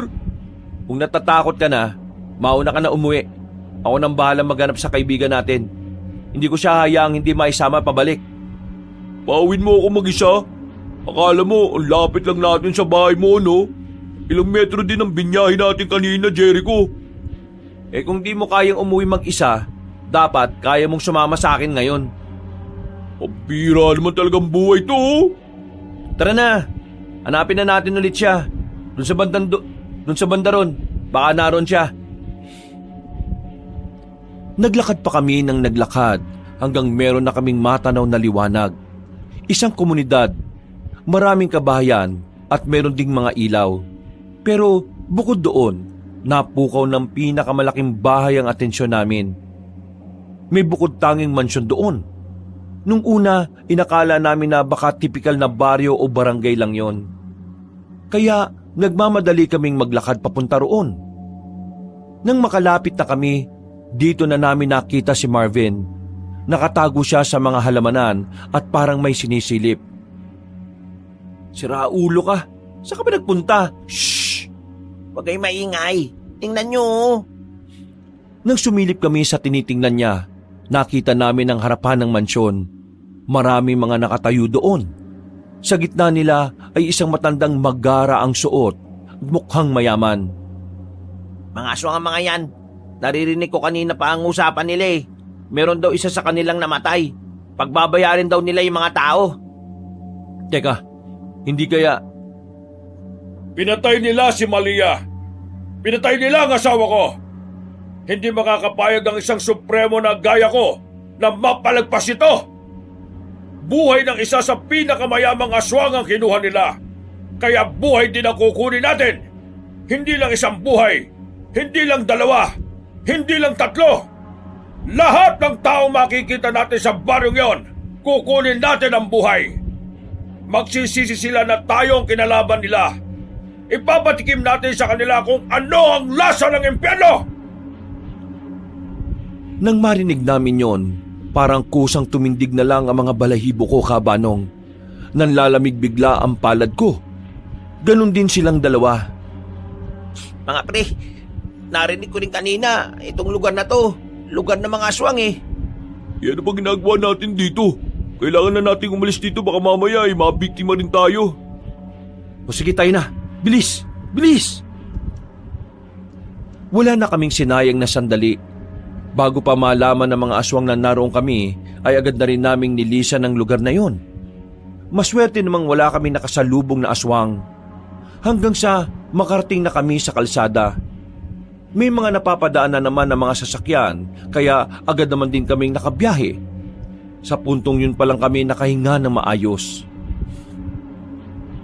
Makalipas ang halos kalahating oras na biyahe, nakababa na rin kami sa harapan ng lugar namin. Mabilis ang lakad na ginawa namin. Dumiretso agad ako kay Nanalin, pero wala siya roon. Kaya nagpaalam na muna ako sa 2 kong kaibigan at pinuntahan ko ang bahay nila Mang Lino. Naabutan ko silang naroon, kaya nawala rin ang pangamba ko. O, Jericho, nagmamadali ka bang makarating dito? Nasaan si Rancho? Nasa loob, maaga kong pinatulog. Alam na namin kung saan nagkukuta ang mga aswang. Teka, paano nyo nalaman? Sino kasama mo? Kasama mo yung dalawa mong kaibigan? Malamang, di ba 3 kaming namumundo kanina? Aksidente naming nadiskubre yung isang barangay o baryo ba yun? Tapos, merong malaking bahay doon. Malamansyon. Narinig namin yung isang matanda, mukhang mayaman siya eh. Tapos yung tinira mo ng palasyo na matandang babae, Mang Lino, asawa nun. Ang sabi niya, magiganti sila sa inyo sa lugar ninyo. Lahat ng taong makikita nila papatayin daw nila. May sinabi ba silang araw kung kailan sila aatake? Wala walang araw, walang eksaktong lugar. At ang sabi lang nila ay magbabayad daw kayo. Mang Lino, anong gagawin natin? Mukhang masisira ang pinaplano nyo dahil mas mapapaaga ang laban. Si Rancho, isasama na namin siya sa Maynila. Mas ligtas siya ron. Hindi pwede. Bakit hindi pwede? Milyonaryong aswang ang lola ni Rancho. Marami siyang koneksyon. Sa mga sandaling ito malamang sa malamang, kinukontak na niya lahat ng kakilala niya sa mga pier para hindi makalabas ng probinsya ang batang yan. Paano gagawin natin sa batang yon? Paano natin siya may tatago? Dito naman luluso ba mga aswang Hindi sa lugar ninyo. Kaya dalhin niyo muna ang batang yon sa inyo. Nalin, ikaw na ang bahala sa kanila. Ano, kaya mo ba? Hindi ko alam, pero susubukan kong kayanin. Ngayon ko na magagamit lahat ng tinuro sa akin ni Lola. Paano ba yumayaman ng mga aswang? Bakit parang ang dami nilang koneksyon dito sa Pilipinas? Iba kasi ang nagagawa ng pera. Kayang tapakan ng pera ang tunay nilang kulay. Marami siyang illegal na negosyo malamang sa malamang. Sa ngayon, magtiwala ka na lang muna sa amin ni Mang Lino. Wala ba talaga akong pwedeng gawin? Gusto ko makatulong Ang mabuti pa, basahin mo ulit ang libro ni Lola. Tapos saka ka magdesisyon kung talaga bang gusto mo ang buhay ng isang manunugis. Sandali lang akong tumambay doon, Kabanong. Hindi ko na muna kinuha si Rancho sa kanila. Nagpaalam na rin ako ng ilang minuto lang din ang nakalipas. Pag-uwi ko sa bahay, inabutan ko ang dalawa na mulat pa rin. Tulala rin sila. Ganun na ganun ang reaksyon ko nung unang beses kong malaman ang tungkol sa mga aswang. Pre, totoo pala talaga ang mga aswang? Hindi ako makapaniwala, pre. Diyos ko, meron pala talaga nun dito. Sa katunayan yan, tungkol din doon ang dahilan kung bakit balisa ako palagi. Ibig sabihin, alam mo na bago pa namin malaman? Oo, alam ko na. Pero may mas higit pa ron. Anong ibig mo sabihin, pre? Alam ko ang aswang, may ideya na ako dahil sa librong nabasa ko. Pero hindi na muna ako kagad naniwala Si Nalin, yung pinsan ko, siya ang nagsabi sa akin na totoo yun. Pinagdududahan niya kasi si Rancho. Si Rancho kasi, aswang. Ano? Aswang yung batang yon? Oo, sandali lang. Hindi pa ako tapos. Oo, aswang si Rancho. Pero hindi siya gaya ng ibang aswang na nakita natin kanina. Inosente si Rancho. Biktima lang din siya ng mga tinuturing niyang lolo at lola. Gagamitin siya ng mga aswang para maghasik ng lagim. At yun ang pinipigilan ng mga manunugis. Teka, wait lang. Seryoso? Aswang si Rancho? Kung anong sinabi ko, totoo yun. Aswang pala si Rancho Bakit pa natin siya inaayanan dito sa bahay? Nakikinig ka ba? Hindi nga raw masama si Rancho. Mabuting bata si Rancho. Kahit aswang siya pero ang puso niya parang sa tao lang din. Paano tayo makakasiguro na mabuting aswang nga yung batang yan? Sa parte pa lang ng pagpapanggap niya hindi na siya mapagkakatiwalaan dun Hindi niya sinabi ang totoo dahil alam niya nakakatakutan natin siya kapag nalaman natin. Tayo na lang ang tinuturing niyang tahanan. Ngayon nalaman ko na aswang na si Rancho. Parang wala naman nagbago Wala naman kasi ako nararamdamang panganib kapag nandito siya. Para sa akin, normal na bata lang siya. Ganyan din ang naramdaman ko. Kaya nga bukas na bukas, babalik si Rancho dito. O protektahan natin siya para hindi siya makuha ng mga aswang. Ha? Seryoso ka ba? Lalabanan natin yung mga aswang? Naririnig mo ba yung sarili mo? Nakita mo naman kanina, di ba? Kumakain sila ng tao nang walang kahirap-hirap. Tapos, gusto mo isugal natin ang buhay natin para sa isang bata na hindi naman natin kilala? Kailan lang naman dumating sa buhay natin yan eh. Hindi mo naiintindihan pare. Hindi lang naman ito tungkol kay Rancho. Tungkol din ito sa buong probinsya natin. Meron silang balak na magasik ng lagim dito. Kay Rancho na mismo nang galing. At naniwala ka ulit. Oo naman. Dun siya galing eh. Yun nga ang punto ko. Galing siya sa mga aswang na yun. Ibig sabihin, masama rin ang batang yon. Baka mamaya nililin lang niya lang tayo. Pre, pinaliwanag na sa'yo, di ba? Bakit ayaw mo pang maniwala? Wala ka bang tiwala kay Jericho? Hindi naman sa ganun. Pero ito kasi madali kasi itong maniwala eh. Marvin pre, kailangan ko ng tiwala nyo ngayon. Makaisa na lang kayo. Hindi na nagsalita pa si Marvin. Bumuntong hininga na lamang siya sa gilid. Sa huli ay nakumbinsi din namin siya. Kaya kinabukasan ng umaga, pumunta na si Nalin at Rancho sa bahay. Ayon kay Nalin, maagang umalis ng lugar si Mang Lino para paghandaan ang gagawin nilang pag-atake sa mga aswang. Makinig kayo. Wala munang aalis ng bahay ngayong araw hanggang mamayang gabi. Kahit na anong mangyari, hindi kayo pwedeng lumabas at bawal na muna mag-ingay. Naintindihan niyo ba? Hindi ba pwedeng umalis na lang tayo? Hindi. Delikado kung aalis. Dito sa bahay na ito, kahit na papaano ay may makakatuwang kayo. Nandyan ang mga kamag-anak namin. Hindi nila tayo pababayaan. Gusto ko lang pong humingi ng sorry dahil ngayon po nadadamay kayo. Oo, tama ka. Nadadamay kami. Tahimik sana buhay namin pero ito nangyayari. Uy, Marvin, huwag kang ang ganyan sa bata. Hindi yan normal na bata, no? Kahit pa, hindi porke aswang yan tatrato mo pang basura. Umayos ka nga. Mas nagmumukhang ikaw yung bata, Marvin Walang mangyayari kung magtatalo-talo lang din kayo. Sundin nyo na lang din ang mga sinasabi ko para walang mangyaring masama sa atin. Nung umagang yon, ay nanatili lang talaga kami sa bahay. Kahit na aminadong nababagot ay tiniis na lang namin. Ang tanging prioridad namin ay mailigtas ang bata para hindi mapakinabangan ng mga aswang. Lumipas sa mga oras, sumapit na rin ang kinagabihan. Sa mga sandaling yon, hindi ko na maiwasang hindi kabahan. Kaya naman, pinagkukuha ko na ang mga nakatagong itak sa bodega. Binigyan ko si Marvin at Roger. Alam kong wala kaming kaalaman sa pakikipaglaban sa mga aswang, pero hindi ko kayang isipin na si Nalin lang ang haharap sa mga yon kung sakali. Kumalma lang kayo. Mas lalo kayo matataranta kung masyado niyong didibdibin ng mga aswang. Hindi dito ang destinasyon nila, kundi dun sa baryo nila, Mang Lino. Pero kailangan pa rin nating paghandaan ng mga hindi inaasahan. Mga pre, gamitin niyo ang mga itak na yan sakaling may maligaw dito. Huwag kayo matatakot. Walang problema sa akin. Dito lang kay Marvin, mukhang meron. Huwag ka na magmaktol pre. Wala naman ang magagawa yung pagmamaktol mo Kapag hindi natin to ginawa, mapapahamak lang din tayo. O na. Ako nang bahala sa sarili ko. Mabuti naman. Dinala ko na si Rancho sa kusina. Kasama niya si Roger doon. Kaming tatlo naman ni Nalin at Marvin nasa tapat ng bahay. Nagmamasid sa paligid. Ang iba kong kamag-anak, pasimpleng nakatambay na rin sa mga bakuran nila. Para isang hudyat lang namin, makakapagrespondi kagad sila. 9:00 na.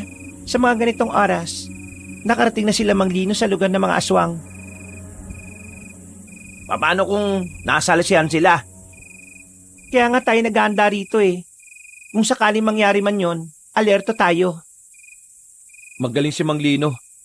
Pati na rin ng mga kasama niya. Nabasa ko sa libro yung pangalan ng samahan nila Nung pa man, kumakalaban na sila ng mga aswang. Pero hindi tayo dapat makampante. Maraming taon na ang nakalipas. Hindi na nila alam kung ano ang mga pinagbago ng mga aswang.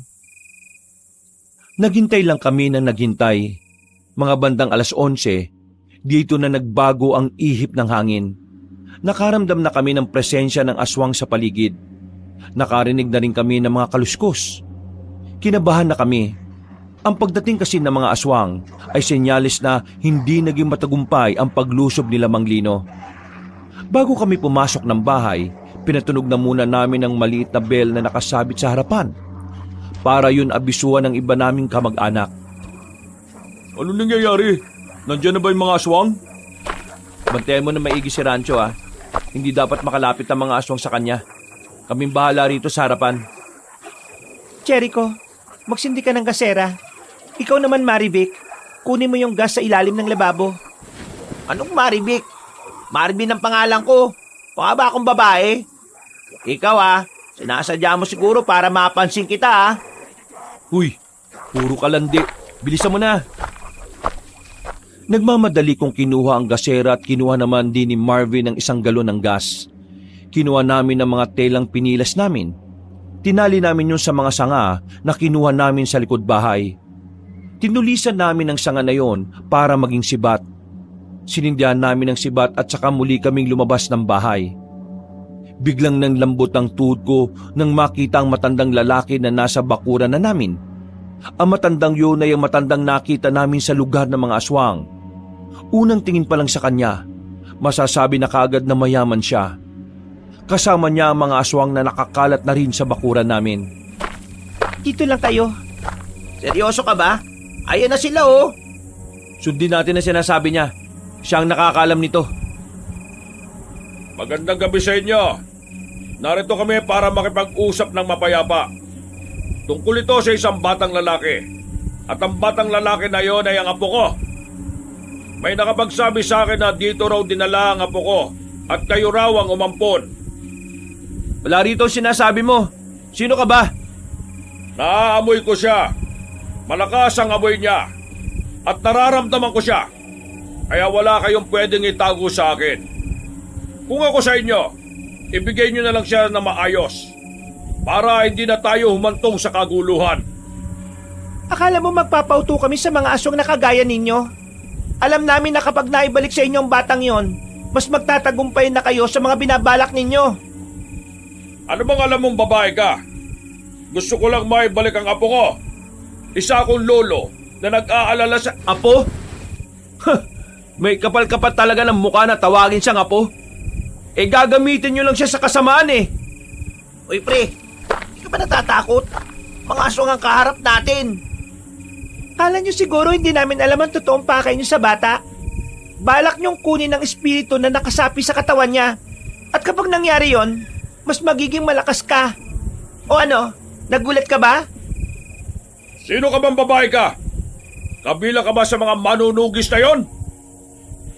Hindi nyo makukuha ang bata. Magkakamatayan tayo. At anong gagawin ninyo? Kakalabanin niyo kami? Sigurado ba kayo sa gusto niyong mangyari? Titignan na lang natin. Sige! Total hindi naman kayo makuha sa maayos na usapan. Idadaan na lang natin ito sa karahasan. Mga kasama!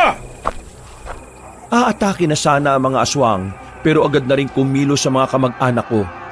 Pinagbababato nila ng kung ano-ano ang mga aswang. Ang ilan pa ay may mga nagpaputok ng sumpak at pumukol ng palaso. Nataranta ang mga aswang. Hindi nila inakala na ganoon ang mangyayari. Medyo nabuhayan ako ng loob ng mga sandaling yun, Kabanong.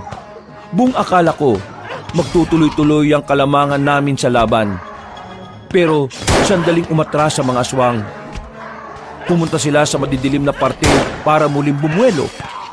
At sa muli nilang pag-atake, dito na nagalusa ng mga kamag-anak ko. Kanya-kanya na rin silang pasok sa mga bahay nila. Nawala na mga putukan ng mga baril. Ang tanging maririnig na lang sa labas ay ang mga galit na tinig ng mga nilalang. Pre, umatras na mga kamag-anak nyo. Mukhang papasukin na nila tayo rito. Huwag kang mag-alala. May mga nilagay akong pangontra sa bahay na ito. Hindi sila basta-basta makakapasok. Ha? Ano yun? Huwag kang duwag. Kalalaki mong tao. Kahit basagin nila mga yan, hindi pa rin sila makakapasok. Sunod-sunod na pagbasag ang naririnig namin ng mga sandaling yon, Kabanong. Kaya kahit na ako, hindi ko na rin maiwasang hindi matakot para sa kaligtasan namin. Ano? Pamili kayo! Ibibigay niyo sa amin na maayos si Rancho o papasukin namin kayo dyan? Hindi kayo makakapasok dito. May hinang pangontra lang ang nasa bahay na ito. Mga tauhan ko lang ang hindi kaya makapasok. Pero ako, kayang-kaya ko. Kaya kung ako sa inyo, ibigay niyo na ang bata. Hanggat maaari, ayaw kong dumanak ang dugo niyo sa sarili niyong bahay. Kuya Jericho! Uy, Rancho! Ang sabi ko, dun lang kayo sa kusina ah. Sasama na po ako sa kanila, kuya. Ano? Hindi pwede. Alam mo mangyayari kapag sumama ka sa mga yun. Pero hindi ko rin po kayang mapahama kayo ng dahil lang sa akin. Huwag ka na nga magbida-bida dyan, Rancho. Hindi ka nila pwedeng makuha. Kahit na mamatay pa kami, handa kaming lumaban. Uy, ganda. Ayoko pang mamatay, no? Kung gusto naman pala niyang sumama ibigay niyo na. Ayoko pang matigok dito, no? Sige na po. Hayaan niyo na po kung sumama sa kanila. Ako naman po ang dahilan ng lahat ng kapamakan dito Ayoko po kayong mawala. Malaga na po kayo sa akin. Hindi nga pwede. Desisyon ko to. Hayaan niyo po ako. Rancho! Rancho! Biglang tumakbo si Rancho palapit sa pintuan. Binuksan niya yon at agad na hinarap ang matandang aswang. Napangiti naman yung matandang yon. Susundan ko pa sana si Rancho pero pinigilan na ako ni Nalin. May mga aswang na kasing nakaamba sa labas. At mapapahamak lang ako kung susunod ako. Rancho! Huwag kang sumama dyan! Pahirapan ka lang yan! Alam mo yan! Pero mas mahirapan po ako kapag nakita ko po kayong mapapahamak ng dahil sa akin. Kaya pasensya na po, Kuya Jericho. Masaya po ako kahit na sandali lang po tayo nagkasama-sama.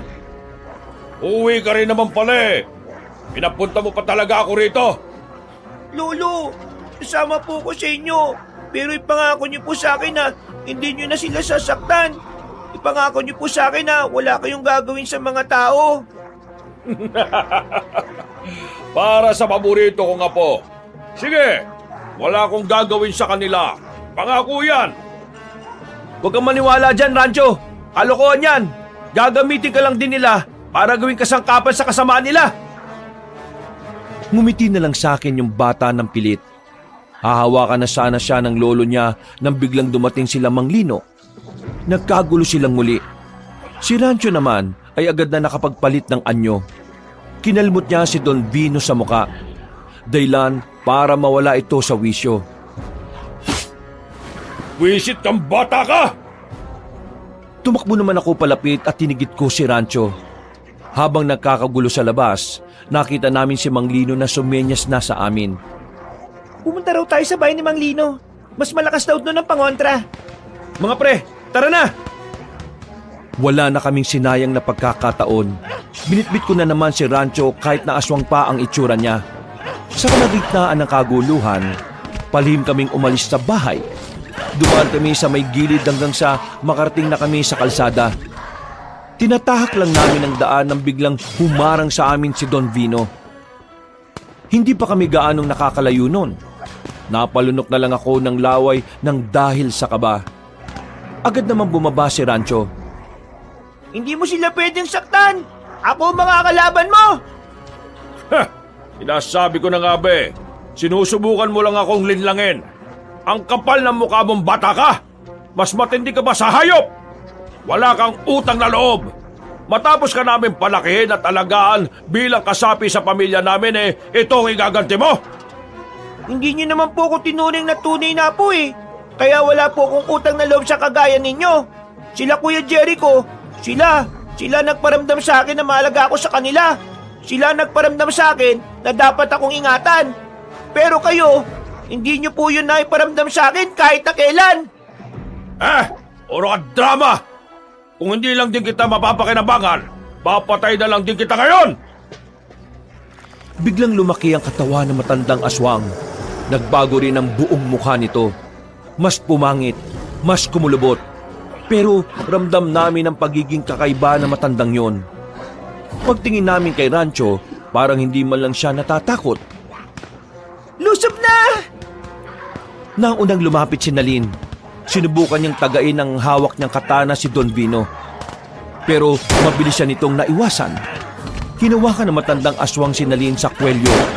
Hinagis ito ng malakas. Tumama pa siya sa bakod. Parang nabuhayan ako ng loob nung oras na yon, Kabanong. Galit na galit akong lumapit sa aswang kahit na alam kong hindi rin naman ako uubra. Tinaga ko siya habang hindi pa siya nakatingin.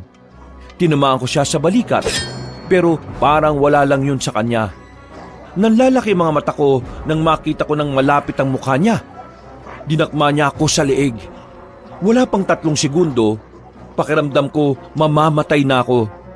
Buti na lang ay lumusob na rin si Roger at Marvin kaya nabitiwan ako. Ang kaso nga lang, sila naman ang napagbuntungan. Sinipa si Roger at tumilapon siya sa gilid. Si Marvin naman hinagis at sumabit pa sa puno ng bayabas. Ang tanging natitira lang na nakatindig nung mga oras na yon ay si Rancho. Rancho! Tumakas ka na! Takas na! Hindi ko po kayo iiwan. Lalabanan ko po siya. Pambira ka naman oh! Makinig ka na lang! Takas na! Hayaan mo na siya. Marahang naglakad si Rancho palapit sa lolo niya. Sa liit ni Rancho, hindi ko may isip kung anong mangyayaring masama sa katawan niya. Ako yung nasasaktan kapag iniisip kong magkakanda bali-bali ang buto niya. Pasaway kang bata ka! Hindi ko kayo atrasan. Magsasalpukan na sana ang dalawa, pero biglang gumilid si Rancho. Nagtaka din si Don Vino sa kanya. Yung pala, meron pala siyang binabalak na hindi niya alam. Mang Lino! Ngayon na! Isang palasoong tumarak sa hita ni Don Vino. Nang mapaluhod ang kaliwang hita nito, ay agad na lumabas si Mang Lino mula sa dilim. Mabilis nitong pinagtatataga ng katana matandang aswang. Si Rancho naman ay hindi na rin nagsayang ng pagkakataon. Pinagkakalmot niya si Don Vino hanggang sa umagos na ang dugo mula sa iba't ibang parte ng katawan nito. Dumistansya ang pinuno ng mga aswang. Napangiti na lang kami sa nangyari. Pero hindi pa pala doon nagtatapos ang lahat. Naggalit si Don Vino. Muli itong umatake sa kanilang dalawa. Si Mang Lino ang inuna nito. Pinagkakalmot nito si Mang Lino pero marunong itong umiwas. Si Rancho naman ay agad na rumisponde. Kinalmot at kinagat niya si Don Vino. Pero nahawakan siya sa ulo at saka sinuntok ng malakas sa tiyan. Namilipit sa sakit si Rancho dahil doon. Ako ang harapin mo! At hindi ang batang yan! May kinuha si Mang Lino na latigo. Yari daw yun sa buntot ng pagi. Pagagupit niya pa lang ng isang beses sa aswang, ramdam na ramdam agad noon ang sakit. Hindi tinigilan ni Mang Lino ang paghataw niya. Nang makarecover na si Rancho, mabilis itong gumapang at sumampa sa likuran na matanda. Mang Lino! Gawin niyo na po! Bilis! Walang sinayang na pagkakataon si Mang Lino. Mabilis itong tumakbo at dinukot naman ito ang palakol sa likod. Hinataw niya ng palakol ang matandang aswang. Tinamaan yun sa ulo, kaya agad itong nagpaggewang-gewang. Hindi magtatagumpay ang kasamaan! Ha! Malas mo! Mas malakas ang kabutihan! Pagsisisihan niyo ang ginawa niyo! Pagsisisihan niyo ito! Lolo, tama na po! Wala na po kayo magagawa! Matitigil na po ang kasama binabalak niyo sa mga tao! Tanggapin niyo na lang na talo kayo! Taksil! Taksil kang bata ka! Isinusumpa kita! Habang buhay na magiging miserable ang buhay mo dahil sa espiritu sa katawan mo! Hindi siya aalis habang buhay kang alibaw! Sinilibanan ni Mang Lino ng apoy si Don Vino. Hindi pa ito nakontento. Itinarak pa rin ito ang katana sa dibdib. At sa mga sandaling yon, tuluyan nang ang napatay ang pinuno ng mga aswang. Pinilit kong makabangon para makalapit sa kanilang dalawa. Napansin ko naman si Rancho na parang nalungkot. Huwag kang mag-alala, Rancho. Kami mga albularyo ay alam kung paano alisin ang nasa katawan mo. Kaya huwag ka nang malulungkot.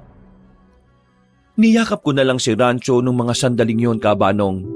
Nang masiguro naming patay na si Don Vino, binalikan namin ang bahay. Marami ang nasugatan sa mga albularyo at manunugis. Ganun din sa mga kamag-anakan ko. Pero buti na lang ay walang nasawi sa kanila at natalo pa rin nila ang mga aswang. Kinabukasan, kumalat sa buong lugar ang nangyari. Hindi naman na naggulat ang mga residente. Matagal na rin pala kasing alam ng mga taga roon ang kasaysayan ng angkan namin. Kinagabihan, nagpaalam sa amin si Mang Lino. Dadali niya si Rancho at ilang araw itong mawawala sa amin. Sisimulan kasi nila agad na palayasin yung espiritu ng sinaunang aswang sa katawan ng bata. Kinakailangan sa malayong lugar yun gawin. 1 linggo ang nakalipas. Nakakamiss din pala si Rancho, no? 1 linggo na siyang wala rito eh. Ayos lang kaya siya? Ayos lang yun. Sigurado ko, ginagawa ni Mang Lino lahat na makakaya niya. Alam nyo, sana, maging matagumpay yun, no? Kasi gusto kong humingi ng sorry sa batang yun. Oo, ang harsh mo masyado sa bata eh. Sana nga maging maayos na siya. Kawawa naman si Rancho eh. Ang dami niyang pinagdaanan. Kahit na malis sa katawan niya, mananatili siyang aswang dahil sa likas sa kanya ang dugo ng aswang. Ayos lang ba yun sa inyo? Sa akin wala namang problema. Ang mahalaga sa akin, ligtas siya. Yun naman ang gusto natin, di ba? Natigilan ako sa pagsasalita nang makita si Rancho sa gilid ng gate. Kasama niya si Mang Lino. Ang sabi ni Mang Lino, wala na raw ang espiritu ng aswang sa katawan ni Rancho. Agad kong niyakap ang batang yon na parabang ako ang kuya niya. Sobrang saya namin sa mga oras na yon, Kabanong. Hindi ko talaga inakala na ang simpleng paninirahan lang sana namin sa bahay ng lola ko ay magkakaroon pa ng mas magandang kahulugan. Hanggang dito na lamang ang kwento ko, Kabanong. Maraming salamat sa inyong pakikinig at sa pagsubaybay sa aking karanasan. Sana ay meron kayong nakuhang aral. Yun lamang at pinagpalang araw sa inyong lahat. Mga kabangers, mga kayanggaw, si Kabanong po. Bago po tayo magwakas, nagpapasalamat po ako sa pakikinig niyo muli dito sa ating magandang kwento. Pero kung medyo nabitin po kayo sa kwento natin ngayong araw, inaanyayaan ko po kayong bisitahin yung iba pa nating mga channel. Unang-una ay yung Pamela Clamil. Ako rin po nagnanarate doon bilang si Lolo Pael at minsan ako po as Kabanong. Huwag niyo rin pong kalimutang mag-subscribe doon at mag-comment at syempre mag-like. Konti pa lang pa kasi mga subscriber doon . At syempre, bisitahin niyo rin po yung bagong-bagong channel natin, yung Kabanong version 2.0. Nako, maganda rin po yung bagong channel natin na yon kasi meron na pong mga images na gumagalaw. So may mapapanood na rin po kayo. At the same time, meron din po kayo maririnig na mga music and effects. Kaya talaga, maganda pong pakinggan po yun. Nanonood na kayo, pwede ring nakikinig rin kayo. O di ba? Kaya wag nyo rin pong kalimutan na mag-subscribe doon dahil bagong-bago lang po yun . Kayo na po yung maunang first 100 subscribers sa channel na yon. At wag rin nyo pong kalimutan na mag-iwan ng comment at mag-like na rin po. At para hindi kayo mahirapan na hanapin ang mga channel na yon, ilalagay po namin sa pin comment o sa description yung mga link ng mga channels natin. Hanggang sa susunod na mga kwento, wakas!